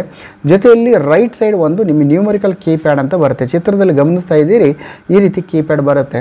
ಸೊ ಆತ್ಮೀಯ ವಿದ್ಯಾರ್ಥಿಗಳೇ, ನಿಮ್ಮ ಒಂದು ತರಗತಿಯಲ್ಲಿರುವಂಥ ಕೀಪ್ಯಾಡನ್ನು ಕೂಡ ಅಬ್ಸರ್ವ್ ಮಾಡಿ, ನಿಮಗೆ ಅಲ್ಲಿ ಇರುತ್ತೆ ಅದು. ಕೆಲವೊಂದು ಕೀಪ್ಯಾಡ್ಗಳಲ್ಲಿ ನ್ಯೂಮರಿಕಲ್ ಪ್ಯಾಡ್ ಇರಲಿಕ್ಕಿಲ್ಲ. ಸೊ ಇದು ನ್ಯೂಮರಿಕಲ್ ಕೀ ಅಂತೀವಿ. ಈ ನ್ಯೂಮರಿಕಲ್ ಕೀಪ್ಯಾಡ್ ಏನಿದೆ ಇದನ್ನು ತ್ವರಿತವಾಗಿ ಇಲ್ಲಿ ನಂಬರ್ಗಳನ್ನು ಎಂಟ್ರಿ ಮಾಡಲಿಕ್ಕೆ, ಸೊ ನೀವು ಬ್ಯಾಂಕಿನಲ್ಲಿ ವರ್ಕನ್ನು ಮಾಡ್ತಾ ಇದ್ದರೆ ಅಥವಾ ಮ್ಯಾಥಮೆಟಿಕಲ್ ಕ್ಯಾಲ್ಕುಲೇಷನ್ಸ್ ಮಾಡುವಾಗ ಈ ಒಂದು ನಂಬರ್ಗಳನ್ನು ಎಂಟ್ರಿ ಮಾಡುವಾಗ ಈ ನ್ಯೂಮರಿಕಲ್ ಕೀಪ್ಯಾಡ್ಗಳನ್ನು ಬಳಸ್ತೀವಿ. ಭಾಳ ವೇಗವಾಗಿ ಸ್ವಲ್ಪ ಸಮಯದಲ್ಲಿ ಈ ಒಂದು ನಂಬರ್ಗಳನ್ನು ನಾವು ಎಂಟ್ರಿ ಮಾಡ್ಬೋದು. ಸೊ ಇದಾದ ಮೇಲೆ ನೆಕ್ಸ್ಟ್ ಬರುವಂಥದ್ದು ಇದು ವೆರಿ ಇಂಪಾರ್ಟೆಂಟ್ ಇದೆ. ಪ್ಲೀಸ್ ಕಾನ್ಸಂಟ್ರೇಟ್ ಮಾಡಿ ಕೇಳಬೇಕು ಕ್ಲಾಸು. ಸೊ ಇಲ್ಲಿ ನಿಮಗೆ ಇಲ್ಲಿ ನೀವೊಂದು ಕೀಬೋರ್ಡನ್ನು ನೋಡ್ತಾ ಇದ್ದೀರಿ. ಈ ಕೀಬೋರ್ಡ್ನಲ್ಲಿ ಹೋಮ್ ಕೀ ಅಂತ ಬರ್ತವೆ. ಸೊ ಹೋಮ್ ಕೀ ಅಂದರೆ ಏನಂದರೆ ತಾವಿಲ್ಲಿ ಗಮನಿಸ್ತಾ ಇದ್ದೀರಿ, ಗ್ರೀನ್ ಕಲರ್ನಲ್ಲಿದೆ, ASDF ಅಂತ ಇದೆ. ಇದು ಭಾಳ ಇಂಪಾರ್ಟೆಂಟು. ಆಮೇಲೆ LKJ ಸೆಮಿಕಾಲಮ್ ಅಂತ ಇದೆ. LK ಮತ್ತು J ಸೆಮಿಕಾಲಮ್, ಇಲ್ಲಿ ಟೈಪಿಂಗ್ನಲ್ಲಿ ತಪ್ಪಾಗಿದೆ, G ಅಂತ ಆಗಿದೆ, ಅದನ್ನು J ಅಂತ ಮಾಡ್ಕೋಬೇಕು. ಸೊ ಆತ್ಮೀಯ ವಿದ್ಯಾರ್ಥಿಗಳೇ, ನಿಮಗೆ ಈ 8 ಕೀಗಳನ್ನು ಹೋಮ್ ಕೀಗಳಂತ ಕರಿತೀವಿ. ಸೊ ನಿಮ್ಮ ಒಂದು ಕೈಗಳಲ್ಲಿರುವಂಥ ಎಡಗೈಯನ್ನು ನೀವು ASDF ಎಂಬ ಒಂದು ಕೀಗಳ ಮೇಲೆ ನೀವು ಪ್ಲೇಸ್ ಮಾಡಬೇಕಾಗತ್ತೆ. ಇನ್ನು ಬಲಗೈಯನ್ನು ಅಲ್ಲಿ ನಾವು LKJ ಮತ್ತು ಸೆಮಿಕಾಲಮ್ ಮೇಲೆ ಇಡಬೇಕು. ಇದನ್ನು ಹೋಮ್ ಕೀ. ನೀವು ಯಾವಾಗಲೂ ಕೂಡ ಕಂಪ್ಯೂಟರ್ ಮೇಲೆ ನೀವು ವರ್ಕ್ ಮಾಡುವಾಗ ಕೀಬೋರ್ಡಿನ ಮೇಲೆ ನೀವು ನಿಮ್ಮ ಫಿಂಗರ್ಸನ್ನು ಇಡಬೇಕಾದ್ರೆ ನೀವು ಈ ASDF ಲೆಫ್ಟ್ ಹ್ಯಾಂಡ್ ಏನಿದೆ, ಎಡಗೈ ಏನಿದೆ, ಎಡಗೈಯನ್ನು ನೀವು ASDF ಮೇಲೆ ಇಡಬೇಕು, ಬಲಗೈಯನ್ನು ನೀವು LKJ ಸೆಮಿಕಾಲಮ್ ಮೇಲೆ ಇಡಬೇಕು. This is a resting place. ಇದನ್ನು ನಾವು ಹೋಮ್ ಕೀಸ್ ಅಂತ ಹೇಳ್ತೀವಿ. ಸೊ ಕೀಬೋರ್ಡನ್ನು ನಾವು ಎಲ್ಲೂ ಟಚ್ ಮಾಡೋ ಹೋಗಿಲ್ಲ, ASDF ಮತ್ತು LKJ ಸೆಮಿಕಾಲಮ್ ಮೇಲೆ ಇಡಬೇಕು. ಸೊ ಇದನ್ನು ನಾವು ಹೋಮ್ ಕೀ ಅಂತ ನಾವು ಹೇಳ್ತೇವೆ. ಸೊ ಈ ಹೋಮ್ ಕೀಯನ್ನು ಇಟ್ಟ ಮೇಲೆ ತೋರು ಬೆರಳಿನಿಂದ ನಾವು ಆರನ್ನು ಟೈಪ್ ಮಾಡಬೇಕಾದಾಗ ಆರನ್ನು ನಾವು ಟೈಪ್ ಮಾಡ್ತೀವಿ. ಆಮೇಲೆ ಮತ್ತೆ ಆ ಬೆರಳನ್ನು ಮತ್ತೆ ನಾವು ಎಫ್ ಮೇಲೆ ತಂದೆ ಇಡಬೇಕು. ಹೋಮ್ ಕೀಸ್ ಅಂದರೆ ಹೋಮ್ ಕೀಸನ್ನು ಬಿಟ್ಟು ಬೇರೆ ಕೀಸನ್ನು ಟೈಪ್ ಮಾಡಬೇಕಾದಾಗ ಬೇರೆ ಕೀಯನ್ನು ಟೈಪ್ ಮಾಡಿ ಮತ್ತೆ ನೀವು ಮೊದಲಿನ ಒಂದು ಹೋಮ್ ಕೀಸ್ ಮೇಲೆ ಬಂದು ಬೆರಳನ್ನು ನೀವು ಅಲ್ಲಿ ರೆಸ್ಟ್ ಮಾಡಬೇಕು, ಅಲ್ಲಿಗೆ ತಂದು ಇರಿಸಬೇಕು. ಸೊ ಯಾವುದೇ ಕಾರಣಕ್ಕೆ ನೀವು QWER ಇದೆ. ಸೊ ಕ್ಯೂ ಅಂತ ಟೈಪ್ ಮಾಡಿದ್ಮೇಲೆ ನಿಮ್ಮ ಕೊನೆಯ ಬೆರಳು ಕ್ಯೂ ಅಂತ ಟೈಪ್ ಮಾಡಿದ್ಮೇಲೆ ಮತ್ತೆ ಎಗೆ ತಂದೆ ನಿಲ್ಲಿಸಬೇಕು. ನಿಮ್ಮ ಉಂಗುರ ಬೆರಳು ಡಬ್ಲ್ಯೂ ಮೇಲೆ ಟೈಪ್ ಮಾಡಿದ್ಮೇಲೆ ಮತ್ತೆ ಎಸ್ ಮೇಲೆ ತಂದು ಇಡಬೇಕು. ನಿಮ್ಮ ಮಿಡ್ಲ್ ಫಿಂಗರನ್ನು ಇ ಅಂತ ಟೈಪ್ ಮಾಡಿದ್ಮೇಲೆ ನೀವು ಮತ್ತೆ ಡಿ ಮೇಲೆ ತಂದಿಡಬೇಕು. ಇನ್ನು ತೋರು ಬೆರಳನ್ನು ಆರ್ ಅಂತ ಟೈಪ್ ಮಾಡಿದ್ಮೇಲೆ ಮತ್ತೆ ಎಫ್ ಮೇಲೆ ತಂದಿಡಬೇಕು. ಸೊ ಯಾವುದೇ ಕೀಗಳನ್ನು ನೀವು ಪ್ರೆಸ್ ಮಾಡಿದರೂ ಕೂಡ ಮತ್ತೆ ನಿಮ್ಮ ಮೂಲ ಸ್ಥಾನ ಏನಿದೆ ASDF ಮತ್ತು ಇಲ್ಲಿ LKJ ಸೆಮಿಕೋಲನ್. ಸೊ ಇದನ್ನು ನಾವು ಹೋಮ್ ಕೀ ಅಂತ ಹೇಳ್ತೀವಿ. ಎಕ್ಸಾಮ್ನಲ್ಲಿ ಕೇಳ್ತಾರೆ ಹೋಮ್ ಕೀಗಳನ್ನು ಹೆಸರಿಸಿ ಅಂದಾಗ ASDF LKJ ಸೆಮಿಕೋಲನ್ ಅಂತ ನೀವು ಹೇಳಬೇಕಾಗ್ತದೆ. ಸೊ ಇಲ್ಲಿ ನೋಡಿ ಯಾವುದೇ ಕೀಯನ್ನು ಒತ್ತಿದರೆ ಮತ್ತೆ ನೀವು ಹೋಮ್ ಕೀಗೆ ಬರಬೇಕು. ಈಗ ಎರಡನೇದು ಇಂಪಾರ್ಟೆಂಟ್ ಪಾಯಿಂಟ್ ಏನಂದರೆ ಗೈಡ್ ಕೀ ಅಂತ ಹೇಳ್ತೀವಿ ಅಥವಾ ಮಾರ್ಗದರ್ಶಿ ಕೀಗಳು ಅಂತ ಹೇಳ್ತೀವಿ. ಸೊ ಆತ್ಮೀಯ ವಿದ್ಯಾರ್ಥಿಗಳು ತಾವಿಲ್ಲಿ ಗಮನಿಸಬೇಕು, ಈ ಕೀಬೋರ್ಡ್ನಲ್ಲಿ ನಿಮಗೆ 2 ಕೀಗಳನ್ನು ನಾವು ಗೈಡ್ ಕೀ ಅಂತ ಹೇಳ್ತೀವಿ. ಏನಂದರೆ ಈ ಎಡಗೈ ಏನಿದೆ, ಎಡಗೈನಲ್ಲಿ ಬಳಸುವಂತಹ ಎಫ್ ಒಂದು ಕೀ ಇದೆ ಮತ್ತು ಎಲ್ ಅಂತ ಕೀ ಇದೆ. ಎಡಗೈಯಿನ ಒಂದು ತೋರು ಬೆರಳು ಮತ್ತು ಬಲಗೈಯಿನ ತೋರು ಬೆರಳುಗಳು ಎಫ್ ಮತ್ತು ಎಲ್ ಮೇಲೆ ಇರ್ತವೆ. ಎಫ್ ಮತ್ತು ಎಲ್ಗಳು ಇರ್ತವೆ. ಸೊ ಈ ಒಂದು ಎಫ್ ಮತ್ತು ಎಲ್ಗಳನ್ನು ನಾವು ಏನಂತ ಹೇಳ್ತೀವಿ ಅಂದರೆ ಈ ಒಂದು ಗೈಡ್ ಕೀಸ್ ಅಂತ ನಾವು ಇಲ್ಲಿ ಹೇಳ್ತೇವೆ. ಇದನ್ನು ನಾನು ನಿಮಗೆ ಕನ್ಫರ್ಮ್ ಕೂಡ ಮಾಡಿರ್ತೀನಿ. ಜೊತೆಯಲ್ಲಿ ನಮ್ಮ ಟೆಕ್ಸ್ಟ್ ಬುಕ್ಕನ್ನು ಕೂಡ ನಿಮಗೆ ನಾನು ಓಪನ್ ಮಾಡಿ ತೋರಿಸಿರ್ತೀನಿ ನಿಮಗೆ. ಸೊ ಆತ್ಮೀಯ ವಿದ್ಯಾರ್ಥಿಗಳ ನೋಡೋಣ. ಈಗ ನಿಮಗೆ ಹೋಮ್ ಕೀಸ್ ಅಂದರೆ ಯಾವುದು? ಹೋಮ್ ಕೀಸ್ ಅಂದರೆ ನಿಮಗೆ ASDF ಇದೆ ಮತ್ತು LKJ ಮತ್ತು ಸೆಮಿಕಾಲನ್ ಅಂತ ನಾವು ಹೇಳ್ತೀವಿ. ಈಗ ನಾವು ಗೈಡ್ ಕೀಸನ್ನು ನಿಮಗೆ ಇನ್ನೊಂದು ಸಲ ಕನ್ಫರ್ಮ್ ಮಾಡಿ ನಿಮಗೆ ಎಕ್ಸ್ಪ್ಲೇನ್ ಮಾಡಿ ನಾನು ಹೇಳ್ತೀನಿ ಗೈಡ್ ಕೀಸ್ ಅಂತ. So yes, here it is. ಯಾವನ್ನು ನಾವು ಹೇಳ್ತೀವಿ ಇಲ್ಲಿ ಎಫ್ ಮತ್ತು ಜೆ ಅಂತ ಇದೆ. ಓಕೆ, ಇಲ್ಲಿ ಬೇರೆ ಬೇರೆ ರೀತಿಯ ಒಂದಿಷ್ಟು ಅಕ್ಷರಗಳಿವೆ. ಗೈಡ್ ಕೀಸ್ ಅಂದರೆ ಎಫ್ ಮತ್ತು ಜೆ. ಎಸ್, ಕ್ಲಿಯರ್ ಇದೆ. ಇಲ್ಲಿ ಗೈಡ್ ಕೀಸ್ ಅಂತ ಬಂದಾಗ ನಿಮಗೆ ಎಫ್ ಮತ್ತು ಜೆಯನ್ನು ನಾವು ಗೈಡ್ ಕೀಸ್ ಅಂತ ನಾವು ಹೇಳ್ತೇವೆ. ಸೊ ಬನ್ನಿ ನೋಡ್ತಾ ಹೋಗೋಣ. ಎಕ್ಸಾಮ್ನಲ್ಲಿ ಕೇಳ್ತಾರೆ ಆತ್ಮೀಯ ವಿದ್ಯಾರ್ಥಿಗಳೇ, ಇಲ್ಲಿ ಹೋಮ್ ಕೀಸ್ ಅಂದರೆ ಯಾವುದು, ಗೈಡ್ ಕೀಸ್ ಅಂದರೆ ಯಾವುದು? ಇಲ್ಲಿದೆ ಮಾರ್ಗದರ್ಶಿ ಕೀಗಳು ಅಂದರೆ ಎಫ್ ಮತ್ತು ಜೆ ಕೀಗಳನ್ನು ನಾವು ಮಾರ್ಗದರ್ಶಿ ಕೀಗಳು ಅಂತ ಹೇಳ್ತೀವಿ. ಹೇಗೆಂದರೆ ನೋಡಿ, ಎಫ್ನಿಂದ ಈ ಕಡೆ ಬರುವಂಥ ಎಲ್ಲ ಅಕ್ಷರಗಳು, ಎಫ್ನಿಂದ ನಿಮ್ಮ ಎಡಭಾಗಕ್ಕೆ ಬರುವಂಥ ಅಕ್ಷರಗಳು ಎಡಗೈನಿಂದ ಟೈಪ್ ಮಾಡಿದರೆ, ಇನ್ನು ಜೆಯಿಂದ ಈ ಕಡೆ ಬರುವಂಥ ಎಲ್ಲ ಅಕ್ಷರಗಳನ್ನು ನಾವು ಬಲಭಾಗದಿಂದ ನಾವು ಟೈಪ್ ಮಾಡ್ತೀವಿ. ಅದಕ್ಕಾಗಿ ಎಫ್ ಮತ್ತು ಜೆ ಕೀಗಳನ್ನು ನಾವು ಗೈಡ್ ಕೀ ಅಂತ ನಾವು ಹೇಳ್ತೇವೆ. ಈಗ ನೆಕ್ಸ್ಟ್ ಬರುವಂಥದ್ದನ್ನು ನಾವು ಯಾವುದೇ ಒಂದು ಟೈಪನ್ನು ಮಾಡುವಾಗ ಹೇಗೆ ಟೈಪ್ ಮಾಡಬೇಕು, ಹೇಗೆ ಅದನ್ನು ಅಳಿಸಬೇಕು ಅಂತ. ಈಗ ಒಂದು ಯಾವುದೋ ಡಾಕ್ಯುಮೆಂಟನ್ನು ತೆಗೆದುಕೊಳ್ತೀವಿ. ಡಾಕ್ಯುಮೆಂಟನ್ನು ನಿಮಗೆ ಪ್ರಾಕ್ಟಿಕಲಾಗಿ ತೋರಿಸಿರ್ತೀನಿ. ಸೊ ಆತ್ಮೀಯ ವಿದ್ಯಾರ್ಥಿಗಳು, ಇಲ್ಲೊಂದು ಡಾಕ್ಯುಮೆಂಟ್ ಇದೆ. ನಾವು ಟೈಪ್ ಮಾಡಬೇಕಾದಾಗ ನಾವು ಎಲ್ಲಿ ಟೈಪ್ ಮಾಡಬೇಕಾಗಿದೆ, ನಾವು ಅಲ್ಲಿ ನಮ್ಮ ಒಂದು ಮೌಸಿನ ಸಹಾಯದಿಂದ ಕರ್ಸರನ್ನು ನಾವು ಪ್ಲೇಸ್ ಮಾಡಬೇಕು. ಆ ಕರ್ಸರನ್ನು ಪ್ಲೇಸ್ ಮಾಡಿದ ಮೇಲೆ ನಾವೇನು ಮಾಡಬೇಕಾಗತ್ತೆ ಅಂದರೆ ಈ ಟೈಪ್ ಮಾಡುವಂಥದ್ದನ್ನು ಪ್ರಾರಂಭ ಮಾಡಬೇಕು. ಅಂದರೆ ನೀವು ಟೈಪ್ ಮಾಡಬೇಕಾದ್ರೆ ನಿಮ್ಮ ಕರ್ಸರನ್ನು ಯಾವ ಒಂದು ಪ್ಲೇಸ್ನಲ್ಲಿ ಟೈಪ್ ಮಾಡಬೇಕಾಗಿದೆ ಅಲ್ಲ ಕರ್ಸರನ್ನು ನಿಲ್ಲಿಸಬೇಕು. ಅದಾದಮೇಲೆ ಆ ಟೈಪ್ ಮಾಡುವಂಥ ಕೆಲಸವನ್ನು ನೀವು ಮಾಡಬೇಕಾಗತ್ತೆ. ಇನ್ನು ಅಳಿಸುವಂಥದ್ದು ಹೇಗೆ, ಈಗಾಗಲೇ ಹೇಳಿದ್ದೀನಿ ನಾನು, ಬ್ಯಾಕ್ ಸ್ಪೇಸ್ ಮತ್ತು ಡಿಲೀಟ್ ಎಂಬ 2 ಕೀಗಳನ್ನು ಬಳಸಿಕೊಂಡು ನಾವು ಟೈಪ್ ಮಾಡಿರುವಂಥ ಅಕ್ಷರಗಳನ್ನು ನಾವು ಅಳಿಸ್ತೀವಿ. ಅದು ಏನಂದರೆ, ನಾವು ಬ್ಯಾಕ್ ಸ್ಪೇಸ್ ಅಂತ ಮಾಡಿದಾಗ ಕರ್ಸರಿನ ಎಡಭಾಗದ ಅಕ್ಷರಗಳು ಡಿಲೀಟ್ ಆಗ್ತವೆ. ಇನ್ನು ಡಿಲೀಟ್ ಎಂಬ ಆಪ್ಷನ್ಸನ್ನು ಬಳಸಿದರೆ ಕರ್ಸರ್ನ ಬಲಭಾಗದ ಅಕ್ಷರಗಳು ಡಿಲೀಟ್ ಆಗ್ತವೆ, ಅಳಿಸಿ ಹೋಗ್ತವೆ ಅಂತ ಈಗಾಗಲೇ ನಾವು ಹೇಳಿದ್ದೀವಿ. ಸೊ ಈ ರೀತಿ ಪಠ್ಯವನ್ನು ಟೈಪ್ ಮಾಡುವಾಗ ಕರ್ಸರನ್ನು ಯಾವ ರೀತಿ ಪ್ಲೇಸ್ ಮಾಡಬೇಕು, ಡಿಲೀಟ್ ಮಾಡುವಾಗ ನಾವು ಯಾವ ಕೀಗಳನ್ನು ಬಳಸಬೇಕು ಅಂತ ಹೇಳಿದ್ದೇನೆ. ಈಗ ನೆಕ್ಸ್ಟ್ ಬರುವಂಥದ್ದು ಕ್ಯಾಪಿಟಲ್ ಆಲ್ಫಾಬೆಟ್. ಈಗಾಗಲೇ ಹೇಳಿರುವ ಹಾಗೆ ಆ ಕ್ಯಾಪಿಟಲ್ ಅಕ್ಷರಗಳನ್ನು ಟೈಪ್ ಮಾಡುವಾಗ ಕ್ಯಾಪಿಟಲ್ ಒಂದು ಕೀ ಏನಿದೆ ಪ್ರೆಸ್ಸನ್ನು ಮಾಡಬೇಕು. ತಾವಿಲ್ಲಿ ಗಮನಿಸ್ತಾ ಇದ್ದೀರಿ, ಒಂದು ಕೀಬೋರ್ಡ್ ಇದೆ. ನನ್ನ ಕರ್ಸರನ್ನು ಅಬ್ಸರ್ವ್ ಮಾಡಬೇಕು ನೀವು. ಈ ಕರ್ಸರ್ನಲ್ಲಿ ನೀವೇನು ಮಾಡಬೇಕಾಗತ್ತೆ ಅಂದರೆ, ಈ ಒಂದು ನಿಮಗೆ ಹೈಲೈಟ್ ಮಾಡಿ ಕೂಡ ತೋರಿಸಿರ್ತೀನಿ ನಾನು. ಈ ಒಂದು ಕ್ಯಾಪ್ಸ್ ಲಾಕನ್ನು ಪ್ರೆಸ್ ಮಾಡಿದಾಗ ನಿಮಗೆ ಕ್ಯಾಪಿಟಲ್ ಅಕ್ಷರಗಳು ನಿಮಗೆ ಇಲ್ಲಿ ಟೈಪ್ ಆಗ್ತವೆ. ನೆಕ್ಸ್ಟ್ ಬರುವಂಥದ್ದು ಸಿಂಬಲ್. ಸೊ ಸಿಂಬಲ್ ಅಂತ ಬಂದಾಗ ಈಗಾಗಲೇ ಪಂಕ್ಚುವೇಷನ್ಸ್ ಅಂತ ಹೇಳಿದೆ ನಾನು. ಈ ಒಂದು ಸಿಂಬಲ್ ಅಂತ ಇದೆ. ಪಂಕ್ಚುವೇಷನ್ಸ್ ಅಂತ ಬಂದಾಗ ನಾವು ಇಲ್ಲಿ ಏನು ಮಾಡಬೇಕಾಗುತ್ತೆ, ಶಿಫ್ಟ್ ಎಂಬ ಒಂದು ಕೀ ಏನಿದೆ ಅದನ್ನು ಲಾಂಗಾಗಿ ಪ್ರೆಸ್ ಮಾಡಿ ಇಲ್ಲಿ ನಾವು ಪ್ರೆಸ್ಸನ್ನು ಮಾಡ್ತಾ ಹೋಗಬೇಕು. ಸೊ ನಾವು ಗಮನಿಸ್ತಾ ಇದ್ದೀರಿ, ಇಲ್ಲಿ ಒಂದು ಕೀ ಇದೆ.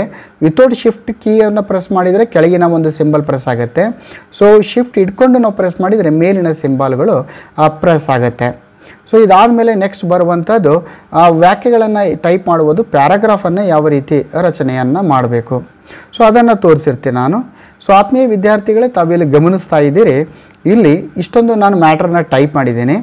ಸೊ ಟೈಪ್ ಮಾಡುವಾಗ ಈಗ ನನಗೆ ಈ ಒಂದು 3 ಲೈನ್ ಆದಮೇಲೆ ನನಗೆ ಒಂದು ಪ್ಯಾರಾಗ್ರಾಫ್ ಮಾಡಬೇಕಾಗಿದೆ ಅಂದಾಗ ನಾನು ಎಂಟರ್ ಎಂಬ ಕೀಯನ್ನು ಬಳಸ್ಕೊಂಡು ಒಂದು ಸ್ಪೇಸನ್ನು ಕೊಡ್ತೀನಿ.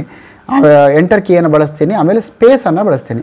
ಸೊ ಸ್ಪೇಸ್ ಎಂಬ ಒಂದು ಕೀಯನ್ನು ನಾನು ಲಾಂಗ್ ಪ್ರೆಸ್ ಮಾಡ್ತಾ ಹೋದಾಗ ಇಲ್ಲಿ ಪ್ಯಾರಾಗ್ರಾಫ್ ರಚನೆ ಆಗ್ತದೆ ನೋಡಿ. ಸೊ ಪ್ಯಾರಾಗ್ರಾಫನ್ನು ರಚನೆ ಮಾಡುವಾಗ ಎಂಟರ್ ಕೀಯನ್ನು ಬಳಸ್ಬೇಕು, ಜೊತೆಯಲ್ಲಿ ಸ್ಪೇಸ್ ಕೀಯನ್ನು ಬಳಸೋದ್ರಿಂದ ನಾವೇನು ಮಾಡ್ತೀವಿ, ಇಲ್ಲಿ ಪ್ಯಾರಾಗ್ರಾಫನ್ನು ರಚನೆ ಮಾಡ್ತೀವಿ. ಸೊ ಈ ರೀತಿ ಪ್ಯಾರಾಗ್ರಾಫ್ ರಚನೆ ಮಾಡುವಾಗ ನೋಡಿ ನಾವು ಮತ್ತೆ ಯಾವ ರೀತಿ ಏನೆಲ್ಲ ಬಳಸ್ತೀವಿ ಅಂತ. ಸೊ ಇಷ್ಟು 3 ಲೈನನ್ನು ನಾನು ಸೆಲೆಕ್ಟ್ ಮಾಡಿದ್ದೀನಿ. 3 ಲೈನನ್ನು ಸೆಲೆಕ್ಟ್ ಮಾಡಿದ ಮೇಲೆ ನಾನು ಕರ್ಸರ್ ಅಬ್ಸರ್ವ್ ಮಾಡಿ ಇಲ್ಲಿ ನಿಮಗೆ ಅಲೈನ್ಮೆಂಟ್ ಇದೆ. ಅಲೈನ್ಮೆಂಟ್ ಅಂದರೆ ಈ ಅಕ್ಷರಗಳನ್ನು ನಾವು ಇಲ್ಲಿ ಲೆಫ್ಟ್ ಕಡೆಗೆ ತರ್ಬೋದು. ಕ್ಲಿಕ್ ಮಾಡಿದಾಗ ಎಲ್ಲ ಅಕ್ಷರಗಳು ಲೆಫ್ಟಿಗೆ ಬಂತು. ಇಲ್ಲ ಸರ್, ಈ ನೀವು ಸೆಲೆಕ್ಟ್ ಮಾಡಿರುವಂಥ ಅಕ್ಷರಗಳು ಸಾಲುಗಳು ಮಧ್ಯದಲ್ಲಿ ಇರಬೇಕಂದ್ರೆ ಸೆಂಟ್ರಲ್ ಎಂಬ ಒಂದು ಏನು ಐಕಾನ್ ಕಾಣ್ತಾ ಇದೆ ಅಲ್ಲಿ ಕ್ಲಿಕ್ ಮಾಡಿ, ಆಗ ಮಧ್ಯದಲ್ಲಿ ಬರ್ತದೆ. ಇನ್ನು ರೈಟ್ ಎಂಬ ಸೈಡ್ ಇರುವಂಥದ್ದಲ್ಲಿ ಕ್ಲಿಕ್ ಮಾಡಿದಾಗ ಎಲ್ಲ ಅಕ್ಷರಗಳು ರೈಟ್ ಸೈಡ್ ಹೋಗ್ತದೆ. ಇನ್ನು ಇಲ್ಲೇನಾಗುತ್ತೆ ಅಂದರೆ ಜಸ್ಟಿಫೈ ಅಂತ ನಾವು ಕ್ಲಿಕ್ ಮಾಡಿದಾಗ ಎಲ್ಲ ಲೈನ್ಗಳು ಇಲ್ಲಿ ಕರೆಕ್ಟಾಗಿ ಶಿಫ್ಟ್ ಆಗ್ತದೆ. ಸೊ ಈ ಒಂದು ಪ್ಯಾರಾಗ್ರಾಫನ್ನು ಟೈಪ್ ಮಾಡುವಾಗ ನಾವು ನಮ್ಮ ಒಂದು MS ವರ್ಡಿನ right, left alignment, central alignment, right alignment ಮತ್ತು ಜಸ್ಟಿಫೈ 4 ಬಳಸಿಕೊಂಡು ಪ್ಯಾರಾಗ್ರಾಫನ್ನು ರಚನೆ ಮಾಡ್ಬೋದು. ಜೊತೆಯಲ್ಲಿ ಎಂಟರ್ ಕೀ ಮತ್ತು ಸ್ಪೇಸ್ ಕೀಯನ್ನು ಬಳಸಿಕೊಂಡು ಕೂಡ ನಾವು ಪ್ಯಾರಾಗ್ರಾಫನ್ನು ರಚನೆ ಮಾಡಲಿಕ್ಕೆ ಆಗ್ತದೆ. ಸೊ ನೋಡಿ, ನಿಮಗೆ ಎಕ್ಸಾಮ್ನಲ್ಲಿ ಕೇಳ್ಬೋದು, ಪ್ಯಾರಾಗ್ರಾಫನ್ನು ನೀವು ರಚನೆ ಮಾಡುವಾಗ ಯಾವೆಲ್ಲ ಕೀಗಳನ್ನು ಬಳಸ್ತೀರಿ ಅಂದರೆ ಎಂಟರ್ ಕೀ, ಸ್ಪೇಸ್ ಕೀಯನ್ನು ಬಳಸ್ತೇವೆ. ಜೊತೆಯಲ್ಲಿ ಇಲ್ಲಿ ನಾವು right alignment, left alignment, central alignment ಮತ್ತು ಜಸ್ಟಿಫೈ ಕೀಗಳನ್ನು ಬಳಸಿಕೊಂಡು ಕೂಡ ನಾವು ಪ್ಯಾರಾಗ್ರಾಫನ್ನು ರಚನೆ ಮಾಡ್ತೀವಿ ಅಂತ ನಾವು ಇಲ್ಲಿ ಹೇಳ್ಬೋದು. ಇದಾದಮೇಲೆ ಕರ್ಸರ್ ಕೀ ಅಂದರೆ ಏನು? ಕರ್ಸರ್ ಕೀ ಅಂದರೆ ನಾವು ಟೈಪನ್ನು ಮಾಡುವಾಗ ಈ ಕರ್ಸರ್ ಕೀಯನ್ನು ಬಳಸಿಕೊಂಡು ನಾವು ಎಲ್ಲಿ ಟೈಪ್ ಮಾಡಬೇಕಾಗಿದೆ ಸೊ ಆ ಸ್ಥಳವನ್ನು ಗುರುತಿಸಲಿಕ್ಕೆ ಕರ್ಸರ್ ಕೀಯನ್ನು ನಾವು ಇಲ್ಲಿ ಬಳಸ್ತೇವೆ. ನೀವು ನೋಡಿ, ಮೌಸನ್ನು ಬಳಸಿಕೊಂಡು ನೀವು ಕರ್ಸರ್ ಕೀಯನ್ನು ಬಳಸ್ಬೋದು. ಸೊ ಈ ಒಂದು ಕರ್ಸರ್ ಕೀಯ ಒಂದು ಉಪಯೋಗ ಏನು ಅಂತ ನಾವು ಹೇಳ್ತೀವಿ. ಸೊ ಕರ್ಸರ್ ಕೀಯನ್ನು ನಾವು ಏನೆಲ್ಲ ಒಂದು ಕಾರ್ಯಕ್ಕಾಗಿ ಬಳಸ್ತೀವಿ ಅಂದರೆ, ನಾವು ಕೆಲವೊಂದು ಐಕಾನ್ಗಳನ್ನು ನಾವು ಸೆಲೆಕ್ಟನ್ನು ಮಾಡಬೇಕಾದ್ರೆ ನಾನು ಇದನ್ನು ತೋರಿಸಿರ್ತೀನಿ. ಈ ಒಂದು MS ವರ್ಡ್ನಲ್ಲಿ ನನಗೆ ಈ ಒಂದು ಮೊದಲನೇ 2 ಸಾಲು ಸೆಲೆಕ್ಟ್ ಮಾಡಬೇಕಾದ್ರೆ ನಾನು ಏನು ಮಾಡಿರ್ತೀನಿ ಅಂದರೆ ಈ ಒಂದು ಕರ್ಸರನ್ನು ಬಳಸ್ತೀನಿ. ಮೌಸನ್ನು ಬಳಸ್ಕೊಂಡು ಇಲ್ಲಿ ನಾನು ಏನು ಮಾಡ್ತೀನಿ, ಅದನ್ನು ಸೆಲೆಕ್ಟ್ ಮಾಡ್ತೀನಿ. ಸೆಲೆಕ್ಟ್ ಮಾಡಲಿಕ್ಕೆ ಅದನ್ನು ಬಳಸ್ತೀನಿ. ಸೊ ಇದಾದಮೇಲೆ ನಿಮಗೆ ಐಕಾನ್ ಇದೆ. ಇಲ್ಲಿ ನಿಮಗೆ ಐಕಾನ್ ತೋರಿಸಿರ್ತೀನಿ. ನಾನಿಲ್ಲಿ ನನ್ನ ಒಂದು ಡೆಸ್ಕ್ಟಾಪ್ ಮೇಲೆ ಏನಾಗಿದೆ ಅಂದರೆ ಒಂದು ಐಕಾನ್ ಇದೆ. ಈ ಒಂದು ಐಕಾನನ್ನು ನಾನು ಸೆಲೆಕ್ಟ್ ಮಾಡಬೇಕಾಗಿದೆ.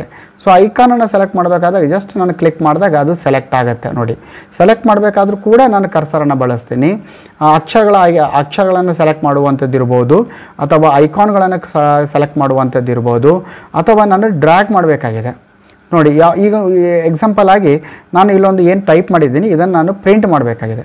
ಸೊ ಪ್ರಿಂಟ್ ಅಂತ ನಾನು ಕೊಡಬೇಕಾದಾಗ ಕೂಡ ಈ ಒಂದು ಕರ್ಸರನ್ನು ಬಳಸಿಕೊಂಡು ಈ ಒಂದು ಪ್ರಿಂಟ್ ಆಪ್ಷನ್ಗೆ ಹೋಗಿ ನಾನು ಪ್ರಿಂಟ್ ಆಪ್ಷನ್ಸನ್ನು ಬಳಸ್ತೀನಿ. ಅಥವಾ ಇದನ್ನು ಎಕ್ಸ್ಪೋರ್ಟ್ ಮಾಡಬೇಕಾಗಿದೆ, ಸೇವ್ ಮಾಡಬೇಕಾಗಿದೆ. ಸೊ ಯಾವುದೇ ಒಂದು ಕಮಾಂಡನ್ನು ಕೊಡಬೇಕಾದ್ರೂ ಕೂಡ ನಾವು ಏನು ಮಾಡ್ತೀವಿ ಅಂದರೆ ಈ ಒಂದು ಕರ್ಸರನ್ನು ನಾವು ಇಲ್ಲಿ ಬಳಸ್ತೇವೆ. ಸೊ ತಾವಿಲ್ಲಿ ಗಮನಿಸ್ತಾ ಇದ್ದೀರಿ, ಈ ಒಂದು ಸೂಚಕ ಸಾಧನಗಳಲ್ಲಿ ಒಂದು ಮೌಸ್ ಕೂಡ ಬರ್ತದೆ. ಇದರ ಜೊತೆಯಲ್ಲಿ ನಮಗೆ ಟಚ್ ಪ್ಯಾಡ್ ಅಂತ ಬರ್ತದೆ. ಟಚ್ ಪ್ಯಾಡ್ ಅಂತ ಇದೆ. ನಾನು ಟಚ್ ಪ್ಯಾಡ್ ಬಳಸ್ಕೊಂಡೆ ಈಗ ನಾನು ಪಾಠ ಮಾಡ್ತಾ ಇರುವಂಥದ್ದು. ಟ್ರ್ಯಾಕ್ ಬಾಲ್ ಅಂತ ಇದೆ. ಆಮೇಲೆ ಟಚ್ ಸ್ಕ್ರೀನ್ ಅಂತ ಇದೆ. ಟಚ್ ಸ್ಕ್ರೀನ್ ಮುಖಾಂತರ ನೋಡಿ, ಈಗ ತಾವು ಗಮನಿಸಬೇಕು, ನಾನು ಟಚ್ ಸ್ಕ್ರೀನನ್ನು ಬಳಸ್ಕೊಂಡು ಇದನ್ನು ಜೂಮ್ ಮಾಡ್ತಾ ಇದ್ದೆ ನೋಡಿ. ಸೊ ಇದು ಭಾಳ ಇಂಪಾರ್ಟೆಂಟ್ ಆಗಿರುವಂಥದ್ದು. ಟಚ್ ಸ್ಕ್ರೀನನ್ನು ಕೂಡ ನಾವು ಇಲ್ಲಿ ಬಳಸ್ತೀವಿ ನಾವು. ಸೊ ಇದಾದ ಮೇಲೆ ಇಲ್ಲಿ ನಾವು ಎಕ್ಸಾಮ್ನಲ್ಲಿ ಕೇಳ್ತಾನೆ, ಸೂಚಕ ಸಾಧನಗಳಿಗೆ ಉದಾಹರಣೆ ಕೊಡಿ ಅಂತ ಹೇಳಿದಾಗ ಮೌಸ್ ಇದೆ, ಟಚ್ ಪ್ಯಾಡ್ ಇದೆ, ಟಚ್ ಸ್ಕ್ರೀನ್ ಇದೆ ಜಾಸ್ಟಿಕ್ ಇದೆ. 4 ಉದಾಹರಣೆಗಳಿದೆ. ನಾನು ಯಾವ ರೀತಿ ಪಾಠ ಮಾಡ್ತಾ ಇದ್ದೀನಿ ಪೌಸ್ ಮಾಡಿ ಅದನ್ನು ನೋಟ್ ಕೂಡ ನೀವು ಮಾಡ್ಕೋಬೇಕು. ಇನ್ನು ಮೌಸ್ ಅಂತ ಬಂದಾಗ ಆತ್ಮೀಯ ವಿದ್ಯಾರ್ಥಿಗಳೇ, ಮೌಸ್ನಲ್ಲಿ ನಮಗೆ ಒಂದು ರೈಟ್ ಬಟನ್ ಬರ್ತದೆ, ಒಂದು ಲೆಫ್ಟ್ ಬಟನ್ ಬರ್ತದೆ, ಮಧ್ಯದಲ್ಲಿ ಒಂದು ವೀಲ್ ಇರುತ್ತೆ, ಒಂದು ಗಾಲಿ ಇರುತ್ತೆ, ಒಂದು ಚಕ್ರ ಇರ್ತದೆ. ಅದನ್ನು ನಾವು ಸ್ಕ್ರೋಲ್ ವೀಲ್ ಅಂತ ನಾವು ಹೇಳ್ತೇವೆ. ಸೊ ಮೌಸ್ನಲ್ಲಿ 3, ಒಂದು left click, right and middle ಇರುವಂಥದ್ದು ಸ್ಕ್ರೋಲ್ ವೀಲ್ ಅಂತ ಇದೆ. ಸೊ ಇಲ್ಲಿ ನೋಡಿ ತಾವು ಗಮನಿಸಬೇಕು, ನಾವು ಯಾವ ರೀತಿ ಮೌಸನ್ನು ನಾವು ಇಡಬೇಕಾಗಿದೆ, ಮೌಸನ್ನು ಯಾವ ರೀತಿ ಹಿಡಿದುಕೊಳ್ಬೇಕು. ಸೊ ಮೌಸನ್ನು ಹಿಡ್ಕೋಬೇಕಂದಾಗ ತಾವು ಇಲ್ಲಿ ಗಮನಿಸ್ತಾ ಇದ್ದೀರಿ ಇನ್ಕರೆಕ್ಟ್, ಇಲ್ಲಿ ರೆಡ್ ಮಾರ್ಕ್ನಲ್ಲಿ ತೋರಿಸಿರುವಂಥದ್ದು ಇನ್ಕರೆಕ್ಟ್ ಇದೆ. ಇನ್ನು ಕರೆಕ್ಟ್ ಅಂತ ನಾವು ಗ್ರೀನಲ್ಲಿ ತೋರಿಸಿದ್ದೇವೆ. ಇದನ್ನು ನೀವು ಒಂದು ಸಲ ಮೌಸನ್ನು ಕೈಯಲ್ಲಿ ಹಿಡಿದುಕೊಂಡು ಪ್ರಾಕ್ಟೀಸ್ ಮಾಡಿ ಅದನ್ನು ಫೀಲ್ ಮಾಡ್ಕೋಬೇಕು ನೀವು. ಇದಾದಮೇಲೆ ಈ ಮೌಸಿನ ಪ್ರಮುಖವಾದ ಕೆಲಸಗಳನ್ನು ನಾನು ಹೇಳಿದ್ದೀನಿ ಈಗಾಗಲೇ. ಐಕಾನನ್ನು ತೆರೆಯುವಂಥದ್ದು, ಅಪ್ಲಿಕೇಶನನ್ನು ಮುಚ್ಚುವಂಥದ್ದು, ತೆರೆಯುವಂಥದ್ದು, ಫೋಲ್ಡರನ್ನು ನಾವು ಸೆಲೆಕ್ಟ್ ಮಾಡುವಂಥದ್ದು, ಫೋಲ್ಡರನ್ನು ಡಬಲ್ ಕ್ಲಿಕ್ ಮಾಡಿದಾಗ ಓಪನ್ ಆಗ್ತದೆ. ಯಾವುದೇ ಒಂದು ಫೈಲನ್ನು ಸಿಂಗಲ್ ಕ್ಲಿಕ್ ಮಾಡಿದಾಗ ಸೆಲೆಕ್ಟ್ ಆಗುತ್ತೆ, ಡಬಲ್ ಕ್ಲಿಕ್ ಮಾಡಿದಾಗ ಓಪನ್ ಆಗುತ್ತೆ. ಸೊ ಇದು ಯಾವುದೇ ಒಂದು ವಸ್ತುವನ್ನು ಡ್ರ್ಯಾಗ್ ಮಾಡಬೇಕಾದರೆ, ಒಂದು ಯಾವುದೇ ಫೈಲ್ನಲ್ಲಿ ನೀವು ಇನ್ಸರ್ಟ್ ಮಾಡಬೇಕಾಗಿದೆ, ಒಂದು ರೇಖಾಚಿತ್ರ, ಒಂದು ಸರ್ಕಲನ್ನು, ಒಂದು ಯಾರೋ ಮಾರ್ಕನ್ನು ನೀವು ಇನ್ಸರ್ಟ್ ಮಾಡಬೇಕಾದಾಗ ಕೂಡ ಈ ಕರ್ಸರನ್ನು ಬಳಸ್ತೀರಿ. ಸೊ ಸಾಮಾನ್ಯವಾಗಿ ಕ್ಲಿಕ್ಕನ್ನು ಲೆಫ್ಟ್ ಕ್ಲಿಕ್ ಇದೆ, ಡಬಲ್ ಕ್ಲಿಕ್ ಇದೆ, ರೈಟ್ ಕ್ಲಿಕ್ ಇದೆ, ಡ್ರ್ಯಾಗ್ ಆ್ಯಂಡ್ ಡ್ರಾಪ್ ಮಾಡಲಿಕ್ಕೆ ಬಳಸ್ತೀವಿ, ಸ್ಕ್ರೋಲ್ ಮಾಡಲಿಕ್ಕೆ ಬಳಸ್ತೀವಿ, ಬ್ಲಾಕಿಂಗ್ ಅಂದರೆ ಟೆಕ್ಸ್ಟ್ಗಳನ್ನು ಸೆಲೆಕ್ಟ್ ಮಾಡಲಿಕ್ಕೆ ಕೂಡ ನಾವು ಇಲ್ಲಿ ಬಳಸ್ತೇವೆ. ಸೊ ಈಗ ಈ ಒಂದು ಮುಂದಿನ ಒಂದು ಏನಂದರೆ ಟೈಪಿಂಗ್ ಎರ್ಗೋನಮಿಕ್ಸ್ ಅಂತ ಕರಿತೀವಿ, ಅಥವಾ ಟೈಪಿಂಗ್ ದಕ್ಷತೆ. ಸೊ ಕೀಬೋರ್ಡ್ ಸಹಾಯದಿಂದ ನಾವು ಅಕ್ಷರಗಳನ್ನು, ನಾವು ಟೆಕ್ಸ್ಟ್ಗಳನ್ನು ಟೈಪ್ ಮಾಡಬೇಕಾದಾಗ ನಾವು ಫಾಸ್ಟಾಗಿ ಟೈಪ್ ಮಾಡಬೇಕು. ತಪ್ಪುಗಳು ಇಲ್ಲದಂತೆ ಟೈಪ್ ಮಾಡಬೇಕಾದಾಗ ನಮಗೆ ಇಲ್ಲಿ ಟೈಪಿಂಗ್ ಎರ್ಗೊನೋಮಿಕ್ಸ್ ಅಂತ ಹೇಳ್ತೀವಿ. ಟೈಪಿಂಗ್ ಎರ್ಗೊನೋಮಿಕ್ಸ್ ಅಂದಾಗ ಟೈಪಿಂಗ್ ದಕ್ಷತೆಯನ್ನು ಹೆಚ್ಚಳ ಮಾಡಬೇಕಾದಾಗ ನಾವು ಟೈಪ್ ಮಾಡುವಾಗ ಯಾವ ಒಂದು ಭಂಗಿಯಲ್ಲಿ ಕುಳಿತುಕೊಳ್ತೀವಿ, ಯಾವ ಒಂದು ಪೊಸಿಷನಲ್ಲಿ ಕುಳಿತುಕೊಳ್ತೀವಿ ಎಂಬುದು ಭಾಳ ಇಂಪಾರ್ಟೆಂಟ್ ಆಗ್ತದೆ. ಸೊ ಆತ್ಮೀಯ ವಿದ್ಯಾರ್ಥಿಗಳು, ಚಿತ್ರದಲ್ಲಿ ತಾವು ಗಮನಿಸ್ತಾ ಇದ್ದೀರಿ, ಒಬ್ಬ ವ್ಯಕ್ತಿ ಇಲ್ಲಿ ಕಂಪ್ಯೂಟರ್ನಲ್ಲಿ ನಾವು ಟೈಪನ್ನು ಮಾಡುವಾಗ ನೋಡಿ, elbows should be slightly higher then the wrist. ನಿಮ್ಮ ಮುಂಗೈಗಳು ಏನಿರ್ತವೆ, 2 ಕೈಗಳು, ಅದಕ್ಕಿಂತ ನಿಮ್ಮ ಎಲ್ಬೋಸ್ ಸ್ವಲ್ಪ ಹೈಟಾಗಿ ಇರಬೇಕು, ಪ್ಯಾರಲಲ್ ಆಗಿರ್ಬೋದು, ಸ್ವಲ್ಪ ಎತ್ತರಿಗೆ ಇರಬೇಕು. ದ ಬ್ಯಾಕ್ ಸಪೋರ್ಟ್, ನೀವು ಕುಳಿತುಕೊಳ್ಳುವಂಥ ಚೇರ್ ಏನಿದೆ ಆ ಬ್ಯಾಕ್ ಸಪೋರ್ಟ್ ಇರಬೇಕು, ಅದು ನಿಮಗೆ ಬ್ಯಾಕಿಗೆ ಸಪೋರ್ಟ್ ಕೊಡಬೇಕು, ಗ್ಯಾಪ್ ಇರಬಾರ್ದು. ನಿಮ್ಮ ದೇಹದ ಎಕ್ಸಾಕ್ಟ್ಲಿ 90 ಆ್ಯಂಗಲ್ಗೆ ಇರಬೇಕು. ನೋಡಿ ಇಲ್ಲಿ ನೋಡಿ, 90 ಆ್ಯಂಗಲ್ಗೆ ಇರಬೇಕು, ನಿಮ್ಮ ಒಂದು ಕಾಲುಗಳಿಗೆ 90 ಆ್ಯಂಗಲ್ ಆಗಿ ಇರಬೇಕಾಗ್ತದೆ. ಇಲ್ಲಿ ನಿಮ್ಮ ಒಂದು ಸೊಂಟ ಏನಿದೆ, ಇಲ್ಲಿಂದ ಹಿಪ್ಸ್ ಏನಿದೆ, ಇಲ್ಲಿ ನಿಮ್ಮ ಮೊಳಕಾಲಕ್ಕಿಂತ ಸ್ವಲ್ಪ ಮೇಲೆ ಬರಬೇಕು. ಅಂದರೆ ನಿಮ್ಮ ಒಂದು ಕುಳಿತುಕೊಳ್ಳುವಂಥ ಆಸನ ಸ್ವಲ್ಪ ಉಬ್ಬಾಗಿರಬೇಕು. ಮೇಲೆ ಸ್ವಲ್ಪ ಉಬ್ಬಾಗಿದ್ದಾಗ ನಿಮ್ಮ ಒಂದು ಹೈಟ್ ಇಲ್ಲಿ ಇನ್ಕ್ರೀಸ್ ಆಗಿರುತ್ತೆ. ಆಮೇಲೆ there should be approximately 2 to 3 fingers. ನಿಮ್ಮ ಒಂದು ನೋಡಿ, ಈ ಕಾಲುಗಳು ಮತ್ತು ಯಾವ ರೀತಿ ಆ್ಯಂಗಲ್ ಏರ್ಪಟ್ಟಿದೆ, ಇಲ್ಲಿ ಒಂದು ಸ್ವಲ್ಪ ಅವಕಾಶ ಇರಬೇಕು. Feet should be supported on floor. ಕಾಲುಗಳನ್ನು ನೀವು ಸಂಪೂರ್ಣವಾಗಿ, ಪಾದಗಳನ್ನು ನೀವು ಏನು ಮಾಡಬೇಕು, ನೆಲದ ಮೇಲೆ ಇರಿಸಬೇಕು, ಅಥವಾ ಪಾದಗಳನ್ನು ಇಟ್ಕೊಳ್ಳಿಕ್ಕೆ ಒಂದು ಏನಾದರೂ ಒಂದು ವಸ್ತುವನ್ನು ಇಟ್ಕೊಳ್ಬೇಕು. The desk should be approximately 680 to 720 millimeter height. ನಿಮ್ಮ ಒಂದು ಕಂಪ್ಯೂಟರ್ ಟೇಬಲು 680 to ಒಂದು 720 millimeter ಹೈಟ್ ಆಗಿರಬೇಕು. ಸೊ ಇದೆಲ್ಲ ಕೇಳ್ತಾರೆ. ನಿಮ್ಮ ಒಂದು ಟೈಪಿಂಗ್ ದಕ್ಷತೆಯನ್ನು ಹೆಚ್ಚಳ ಮಾಡಬೇಕಾದಾಗ ನಾವು ತೆಗೆದುಕೊಳ್ಳಬೇಕಾದ ಕ್ರಮಗಳು ಅಂದಾಗ ನಿಮಗೆ ಈ ರೀತಿ ಬರಿಬೇಕಾಗತ್ತೆ. ನಾನು ಕೆಲವೊಂದು ಪಾಯಿಂಟ್ಸನ್ನು ಕೂಡ ಕೊಟ್ಟಿದ್ದೀನಿ. ಮೇಜಿನ ಮೇಲೆ ಬಳಿ ಕುಳಿತುಕೊಳ್ಳುವಂಥ ಭಂಗಿ. ಸೊ ಯಾಕಂದರೆ ನಾವು ಅಲ್ಲಿ ಸರಿಯಾಗಿ ಕುಳಿತುಕೊಂಡಾಗ ನಾವು ಹೆಚ್ಚಿಗೆ ಆಯಾಸ ಆಗೋದಿಲ್ಲ, ಸ್ಟ್ರೈನ್ ಆಗೋದಿಲ್ಲ, ನಮ್ಮ ಟೈಪಿಂಗ್ ದಕ್ಷತೆಯಲ್ಲಿ ಹೆಚ್ಚಳವಾಗ್ತದೆ ಮಕ್ಕಳೇ. ಸೊ ನೋಡಿ, ಇಲ್ಲಿ ಹೇಳಿದ್ದೀನಿ, ನಿಮ್ಮ ಪಾದಗಳನ್ನು ನೆಲದ ಮೇಲೆ ಅಥವಾ ಫುಟ್ ರೆಸ್ಟ್ನಲ್ಲಿ ಇರಿಸಬೇಕು. ಅಂದರೆ ಅಲ್ಲಿ ಏನಾದರೂ ಒಂದು ಇಟ್ಕೊಳ್ಬೇಕು ವಸ್ತುವನ್ನು. ನಿಮ್ಮ ಕಾಲುಗಳು ಮೊಣಕಾಲುಗಳನ್ನು ದಾಟಬಾರದು. ಆಮೇಲೆ ನಿಮ್ಮ ಮೊಣಕಾಲುಗಳು ಮತ್ತು ಕುರ್ಚಿ ಆಸನದ ನಡುವೆ ಸಣ್ಣ ಜಾಗವನ್ನು ಇರಿಸಿ. ನಿಮ್ಮ ಮೊಣಕಾಲುಗಳು ನಿಮ್ಮ ಸೊಂಟದಂತೆ ಸ್ವಲ್ಪ ಕಡಿಮೆ ಎತ್ತರದಲ್ಲಿರಬೇಕು. ನಿಮ್ಮ ಭುಜಗಳನ್ನು ವಿಶ್ರಾಂತವಾಗಿ ರಿಲ್ಯಾಕ್ಸ್ ಆಗಿ ಇಟ್ಕೊಳ್ಬೇಕು. ಮೊಣಕೈಗಳು ನಿಮ್ಮ ಬದಿಯಲ್ಲೇ ಇರಬೇಕು, ದೇಹಕ್ಕೆ ಅಂಟುಕೊಳ್ಬಾರ್ದು. ದೇಹಕ್ಕೆ ಬಿಟ್ಕೊಂಡು ಫ್ರೀಯಾಗಿ ನೀವು ಟೈಪನ್ನು ಮಾಡಿ. ಆಮೇಲೆ ಕುತ್ತಿಗೆ ನೋವು ಅಥವಾ ಒತ್ತಡವನ್ನು ತಡೆಗಟ್ಟಲಿಕ್ಕೆ ನೇರವಾಗಿ ಕುಳಿತುಕೊಳ್ಳಿ, ಮತ್ತು ಒಂದೇ ಬದಿಗೆ ಇಳಿಬೇಡಿ. ನೇರವಾಗಿ ಕುಳಿತುಕೊಳ್ಬೇಕು, ಈ ರೀತಿ ಕ್ರಾಸ್ ಆಗಬಾರ್ದು. ಆಮೇಲೆ ಕುತ್ತಿಗೆ ನೋವು ಅಥವಾ ಒತ್ತಡವನ್ನು ತಡೆಗಟ್ಟಲಿಕ್ಕೆ ಎದುರೇ ನೋಡಬೇಕು. ಈ ರೀತಿ ನೀವು ಬಾಗಿದರೆ ನಿಮ್ಮ ಕುತ್ತಿಗೆ ನೋವು ಉಂಟಾಗ್ತದೆ. ಮಾನಿಟರ್ ಪರದೆಯ ಮೇಲ್ಭಾಗವು ಕಣ್ಣಿನ ಮಟ್ಟದಲ್ಲಿರಬೇಕು. ನೋಡಿ, ನಿಮ್ಮ ಕಣ್ಣಿನ ಮಟ್ಟದಲ್ಲಿಯೇ ಇರಬೇಕು ಮಾನಿಟರ್, ಕೆಳಗಿನೂ ಇರಬಾರ್ದು, ಮೇಲ್ ಕೂಡ ಇರಬಾರ್ದು. ನಿಮ್ಮ ಬೆನ್ನು ನಿಮ್ಮ ಕುರ್ಚಿಯ ಹಿಂಭಾಗದಲ್ಲಿ, ಬೆನ್ನಿನ ಹಿಂಭಾಗದಲ್ಲಿ ಸಪೋರ್ಟ್ ಇರಬೇಕು. ಆಮೇಲೆ ಪ್ರತಿ 1 ಗಂಟೆ ವರ್ಕನ್ನು ಮಾಡುವಾಗ 10 ನಿಮಿಷ ನೀವು ಒಂದು ವಿರಾಮವನ್ನು ತೆಗೆದುಕೊಳ್ಬೇಕು. ನಿಮ್ಮ ಕೀಬೋರ್ಡನ್ನು ನಿಮ್ಮ ಮೇಜಿನ ತುದಿಯಿಂದ 4 ರಿಂದ 6 ಇಂಚುಗಳಷ್ಟು ದೂರದಲ್ಲಿ ಇಟ್ಕೊಳ್ಬೇಕು. ಈ ರೀತಿ ದೂರ ಇರಬೇಕು. ಆಮೇಲೆ ನಿಮ್ಮ ಮೊಣಕಟ್ಟುಗಳು ವಿಶ್ರಾಂತಿ ಇರಬೇಕು. ನಿಮ್ಮ ರಿಸ್ಟ್ ಏನಿದೆ ಭಾಳ ನೀವು ವಿಶ್ರಾಂತಿ ಸ್ಥಿತಿಯಲ್ಲಿ ಇರಬೇಕು. ಪೆನ್ನುಗಳು ಮತ್ತು ಪೇಪರ್ಗಳು ನೀವು ಯಾವ ಪೇಪರ್ ಪೆನ್ಗಳನ್ನು ಬಳಸ್ತಾ ಇದ್ದರೆ ನಿಮ್ಮ ಒಂದು ಸಿಸ್ಟಮ್ನ ಅಕ್ಕಪಕ್ಕದಲ್ಲೇ ನೀವು ಇಟ್ಕೊಳ್ಬೇಕು, ದೂರವಾಗಿ ಇರಬೇಕಾಗಿಲ್ಲ. ಸೊ ಇದಾದಮೇಲೆ ನೀವು ಹೆಚ್ಚು ಫೋನಿನಲ್ಲಿದ್ದರೆ ಹ್ಯಾಂಡ್ಸ್ ಫ್ರೀ ಹೆಡ್ಸೆಟನ್ನು ಬಳಸಿ. ಅಂದರೆ ನಾವು ಹೆಡ್ಫೋನ್ಗಳನ್ನು ಬಳಸೋದ್ರಿಂದ, ಇಯರ್ಬಡ್ಸ್ಗಳನ್ನು ಬಳಸೋದ್ರಿಂದ ನಮಗೆ ಹ್ಯಾಂಡ್ಸ್ ಫ್ರೀ ಅಂತ ಹೇಳ್ತೀವಿ ನಾವು. ಸೊ ಯಾವುದಾದ್ರೂ ಕಾಲ್ ಬಂದರೆ ಏನು ಬಂದರೂ ಕೂಡ ನಾವು ಅದೇ ರೀತಿ ವರ್ಕನ್ನು ಮಾಡ್ಬೋದು, ನಮ್ಮ ವರ್ಕಿಗೆ ತೊಂದರೆ ಆಗೋದಿಲ್ಲ. ಇದಾದಮೇಲೆ ನಿಮ್ಮ ಮುಂದೋಳುಗಳು ನಿಮ್ಮ ತೋಳುಗಳಿಂದ 90 ಡಿಗ್ರಿ ಕೋನದಲ್ಲಿ ಇರಬೇಕು. ನಿಮ್ಮ ಮುಂದೋಳು ಅಂತ ಹೇಳ್ತೀವಿ ನಾವು. ನಿಮ್ಮ ತೋಳುಗಳಿಂದ ನಿಮ್ಮ ಮುಂದೋಳುಗಳು 90 ಡಿಗ್ರಿ ಕೋನದಲ್ಲೇ ಇರಬೇಕು.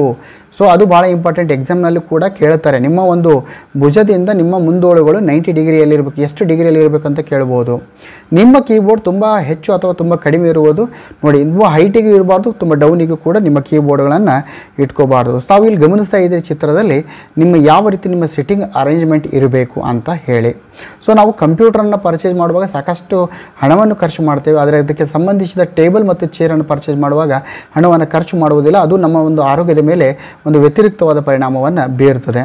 ಇನ್ನು ಕೈಗಳ ಸ್ಥಾನಗಳನ್ನು ಕೂಡ ಯಾವ ರೀತಿ ಇಡಬೇಕು. ನಿಮ್ಮ ಮುಂದೋಳುಗಳನ್ನು ಕೀಬೋರ್ಡ್ ಮತ್ತು ಅಂಗೈಗಳೊಂದಿಗೆ ಮಟ್ಟದಲ್ಲಿ ಇರಿಸಬೇಕು. ನಿಮ್ಮ ಕಂಪ್ಯೂಟರ್ ಕೀಬೋರ್ಡನ್ನು ನಿಮ್ಮ ಮುಂದೆ ಇರಿಸಿ, ಇದರಿಂದ ನಿಮ್ಮ ಮಣಿಕಟ್ಟು ಮತ್ತು ಮುಂದೋಳುಗಳು ಏನಾಗುತ್ತೆ ಅಂದರೆ ಸಾಲಿನಲ್ಲಿ ಏರುತ್ತವೆ ಅಂತ ನಾವು ಹೇಳ್ತೀವಿ. ಆಮೇಲೆ ಮಾನಿಟರ್ ಪ್ಲೇಸ್ಮೆಂಟ್ ಹೆಂಗಿರಬೇಕಂದ್ರೆ, ಮಾನಿಟರ್ನಲ್ಲಿ ಕೆಲಸ ಮಾಡುವಾಗ ನಿಮ್ಮ ಕುತ್ತಿಗೆಯನ್ನು ಬಗ್ಗಿಸಬಾರ್ದು ಅಥವಾ ಮೇಲೆ ಎತ್ತಿರಬಾರ್ದು. ಮಾನಿಟರ್ ಕಣ್ಣಿನ ಮಟ್ಟದಲ್ಲಿಯೇ ಇರಬೇಕು. It's very important.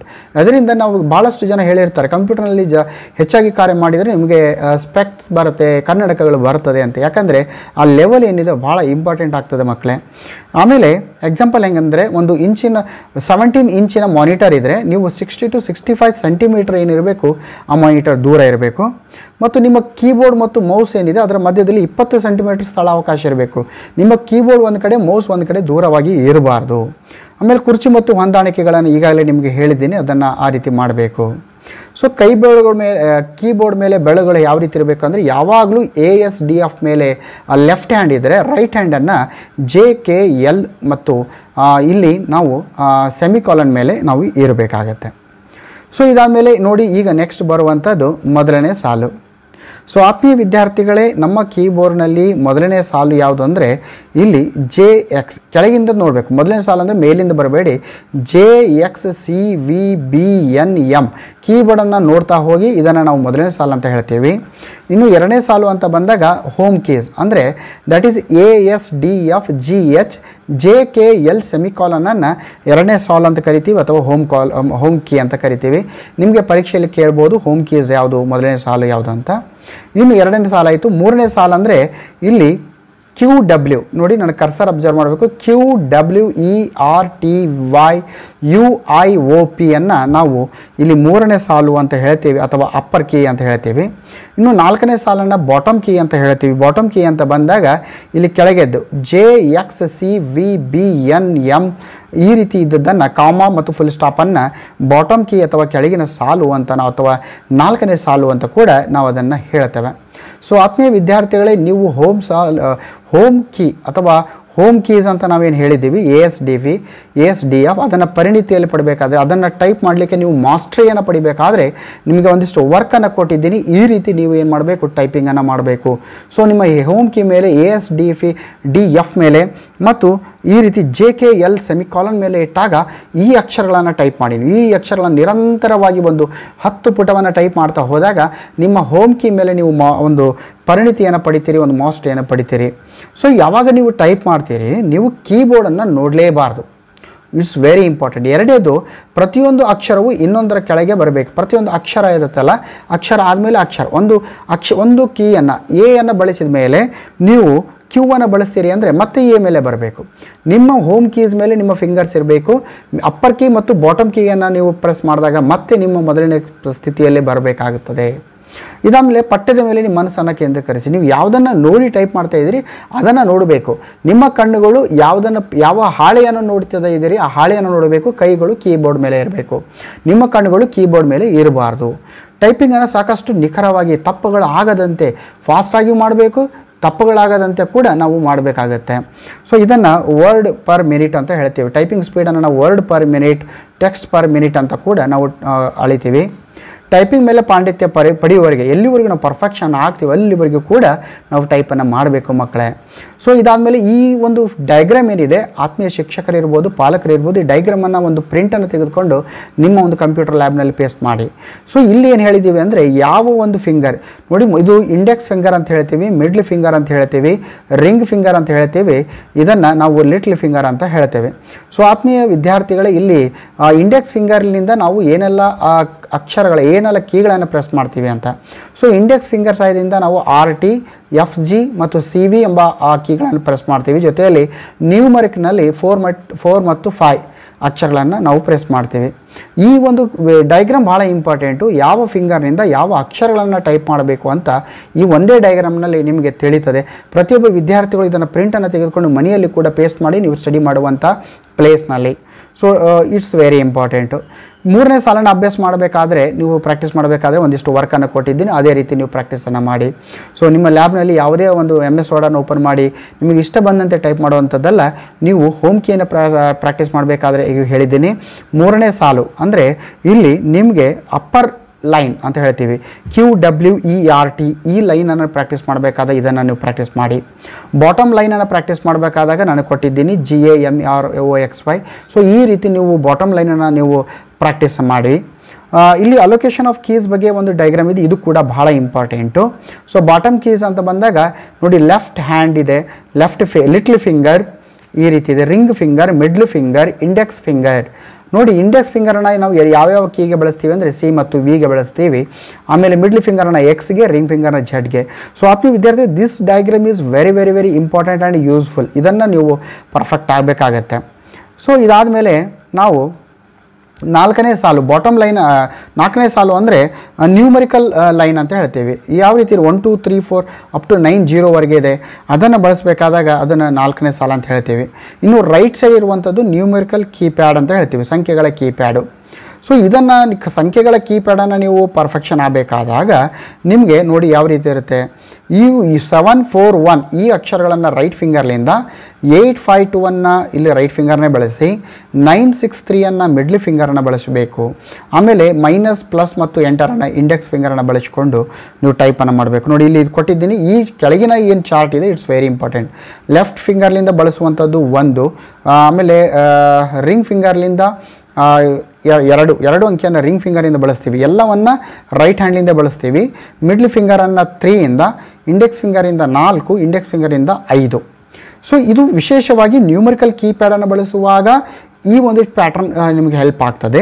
ಇನ್ನು ಮೇಲಿನ ಸಾಲಿದೆ ನೋಡಿ, ನಿಮಗೆ ಫಸ್ಟ್ 4th ರೋ ಅಂತ ಏನು ಹೇಳ್ತೀವಿ, 1 2 3 4 ಮೇಲಿನ ಸಾಲಿನಿದೆ. ಫಂಕ್ಷನ್ ಕೀಸ್ ಕೆಳಗಡೆ ಇರುವಂಥ ಸಾಲನ್ನು ಟೈಪ್ ಮಾಡುವಾಗ ನಮಗೆ ಈ ಏನು ಡಯಾಗ್ರಾಮ್ ಕೊಟ್ಟಿದ್ದೀನಿ, ಈ ಡಯಾಗ್ರಾಮ್ ಉಪಯೋಗಿಸ್ಕೊಂಡು ನೀವು ಇದನ್ನು ಮಾಡ್ಬೋದು. ನೋಡಿ, ಇಂಡೆಕ್ಸ್ ಫಿಂಗರ್ನಿಂದ ನಿಮಗೆ 4 and 5, ಮಿಡ್ಲ್ ಫಿಂಗರ್ನಿಂದ 3, ರಿಂಗ್ ಫಿಂಗರ್ನಿಂದ 2 ಹಾಗೂ ಲಿಟ್ಲ್ ಫಿಂಗರ್ನಿಂದ 1. ಅದೇ ರೀತಿ ರೈಟ್ ಫಿಂಗರ್ಗೆ ಕೂಡ ನಂಬರ್ಗಳನ್ನು ನಾವು ಇಲ್ಲಿ ಅಲಾಟನ್ನು ಮಾಡಿದ್ದೇವೆ. ಸೊ ದಿಸ್ ಈಸ್ ಇದು. ಸೊ ಕೈಗೆ ಅಂತ ಬಂದಾಗ ನೋಡಿ ಈ ರೀತಿ ಇದೆ ನೋಡಿ. ಈಗ ನಿಮ್ಮ ಒಂದು ಟೈಪಿಂಗ್ ಎಫಿಷಿಯನ್ಸನ್ನು ಯಾವ ರೀತಿ ಪರಿಷ್ಕರಿಸಬೇಕು ಅಂದರೆ, ಕೆಲಸ ಮಾಡುವಾಗ ನೀವು ಸರಿಯಾದ ಭಂಗಿಯಲ್ಲಿ ಕುಳಿತುಕೊಳ್ತಾ ಇದ್ದೀರಾ ಇಲ್ವಾ? So yes or no, yes ಇದ್ದರೆ ನಿಮ್ಮ ಒಂದು ಟೈಪಿಂಗ್ ಎಫಿಷಿಯನ್ಸಿ ಹೆಚ್ಚಾಗುತ್ತೆ. ನಿಮ್ಮ ಮೇಜು ಮತ್ತು ಕುರ್ಚಿ ಒಂದು ಟೈಪಿಂಗಿಗೆ ಒಂದು ಹೊಂದಾಣಿಕೆ ಆಗುವಂತೆ ಇದೆಯಾ? ದಕ್ಷತಾ ಶಾಸ್ತ್ರ ಅಂದರೆ ನಿಮ್ಮ ಒಂದು ಪರಿಣಿತಿಯನ್ನು ಹೆಚ್ಚಳ ಮಾಡುವಂಥದ್ದು. ಸೊ ನಿಮ್ಮ ಮೇಜು ಮತ್ತು ಕುರ್ಚಿಗಳು ಸರಿಯಾಗಿದೆಯೇ? ಆಮೇಲೆ ನಿಮ್ಮ ಕಂಪ್ಯೂಟರ್ ಟೇಬಲ್, ಮೌಸ್ ಮತ್ತು ಕೀಬೋರ್ಡ್ ಸರಿಯಾದ ಸ್ಥಾನಗಳು ಇರಿಸಿದ್ದಾರೆಯೇ? ಸೊ ಇದಾದ ಮೇಲೆ ಲ್ಯಾಪ್ಟಾಪನ್ನು ಮೇಜಿನ ಮೇಲೆ ಸರಿಯಾಗಿ ಇರಿಸಲಾಗಿದೆಯೇ? ಸೊ ಎಲ್ಲವನ್ನು ನೀವು ಪರೀಕ್ಷಿಸಬೇಕು. ಸೊ ಆತ್ಮೀಯ ವಿದ್ಯಾರ್ಥಿಗಳೇ, ನಾವು ಯೂನಿಟ್ 2 ಡಾಟಾ ಹ್ಯಾಂಡಲಿಂಗ್ ಮತ್ತು ಕೀಬೋರ್ಡ್ ಸ್ಕಿಲ್ ಏನಿದೆ, ಈ ಒಂದು ಅಧ್ಯಾಯದ ಮೊದಲನೇ ವಿಡಿಯೋ. ಮುಂದಿನ ತರಗತಿಯಲ್ಲಿ ನಮಗೆ ಒಂದು ಸಾಫ್ಟ್ವೇರನ್ನು ಇಂಟ್ರೊಡಕ್ಷನ್ ಮಾಡ್ತೀವಿ. ನಿಮ್ಮ ಸಿಲೆಬಸ್ಗೂ ಕೂಡ ಇದೆ, ರ್ಯಾಪಿಡ್ ಟೈಪಿಂಗ್ ಟ್ಯೂಟರ್ ಅಂತ. ಸೊ ಆ ಸಾಫ್ಟ್ವೇರನ್ನು ಬಳಸಿಕೊಂಡ್ರೆ ನಿಮ್ಮ ಒಂದು ಕೀಬೋರ್ಡ್ನಲ್ಲಿ ನೀವು ಟೈಪಿಂಗ್ ಮಾಡುವಂಥ ಸ್ಕಿಲ್ಲು ಫಾಸ್ಟಾಗಿ ನೀವು ಟೈಪ್ ಮಾಡ್ಬೋದು, ವೇಗವಾಗಿ ಟೈಪ್ ಮಾಡ್ಬೋದು, ಯಾವುದೇ ತಪ್ಪಿಲ್ಲದಂತೆ ಟೈಪ್ ಮಾಡಲಿಕ್ಕೆ ಆ ಸಾಫ್ಟ್ವೇರ್ ಹೆಲ್ಪ್ ಆಗುತ್ತೆ. ಸೊ ಆತ್ಮೀಯ ವಿದ್ಯಾರ್ಥಿಗಳೇ, ಯೂನಿಟ್ 2ಗೆ ಸಂಬಂಧಿಸಿದಂತೆ 2ನೇ ವಿಡಿಯೋ ಬರ್ತದೆ. ಆ 2ನೇ ವಿಡಿಯೋದಲ್ಲಿ ನಾನು ಸಾಫ್ಟ್ವೇರನ್ನು ಎಕ್ಸ್ಪ್ಲೇನ್ ಮಾಡ್ತೀನಿ. ಇನ್ನು 3ನೇ ವಿಡಿಯೋದಲ್ಲಿ ಫಂಕ್ಷನ್ ಕೀಸನ್ನು ನಾನು ಎಕ್ಸ್ಪ್ಲೇನ್ ಮಾಡ್ತೀನಿ. ಸೊ ಯೂನಿಟ್ 2 ಅಂತ ಬಂದಾಗ ಥಂಬ್ನೇಲ್ನಲ್ಲಿ ನಾವು unit 2 number 1, number 2, number 3, number 4 ಈ ರೀತಿ ನಾನು ಥಂಬ್ನೇಲ್ನಲ್ಲಿ ಮೆನ್ಷನ್ ಮಾಡ್ತೀನಿ. ನೀವು ನಂಬರ್ 3 ವಿಡಿಯೋ ನೋಡ್ತಾ ಇದ್ದರೆ ನೀವು 2 ಮತ್ತು 1ನೇ ವಿಡಿಯೋ ನೋಡದೇ ಇದ್ದರೆ ಅದನ್ನು ನೋಡಿಕೊಂಡೇ ನೀವು ಈ ಒಂದು ನಂಬರ್ 3ಗೆ ಬರಬೇಕು. ಸೊ ಸೀರಿಯಲ್ ಆಗಿ ನೋಡ್ಕೊತಾ ಬಂದಾಗ ಅದು ಒಂದೊಂದು ವಿಡಿಯೋಗೂ ಕೂಡ ಇಂಟರ್ ಕನೆಕ್ಟ್ ಆಗಿ ಇರುತ್ತದೆ. ಸೊ ಆತ್ಮೀಯ ವಿದ್ಯಾರ್ಥಿಗಳೇ, 9ನೇ ತರಗತಿಗೆ ಇನ್ಫಾರ್ಮೇಷನ್ ಟೆಕ್ನಾಲಜಿ ವಿಷಯವನ್ನು ತೆಗೆದುಕೊಂಡಿದ್ದೀರಿ. ಮತ್ತೊಮ್ಮೆ ಅಭಿನಂದನೆಗಳು ಸಲ್ಲಿಸ್ತಾ ನಿಮ್ಮ ಇನ್ಫಾರ್ಮೇಷನ್ ಟೆಕ್ನಾಲಜಿ ವಿಷಯದಲ್ಲಿ ಅತ್ಯಂತ ಉನ್ನತವಾಗಿ ಅತ್ಯಂತ ಹೆಚ್ಚಿನ ಅಂಕಗಳನ್ನು ಪಡೆಯುವ ನಿಟ್ಟಿನಲ್ಲಿ ನಮ್ಮ ಯೂಟ್ಯೂಬ್ ಚಾನಲ್ ನಿಮ್ಮೊಂದಿಗೆ ಇರುತ್ತದೆ ಅಂತ ಹೇಳ್ತಾ, ಜೈ ಹಿಂದ್, ವಂದೇ ಮಾತರಂ.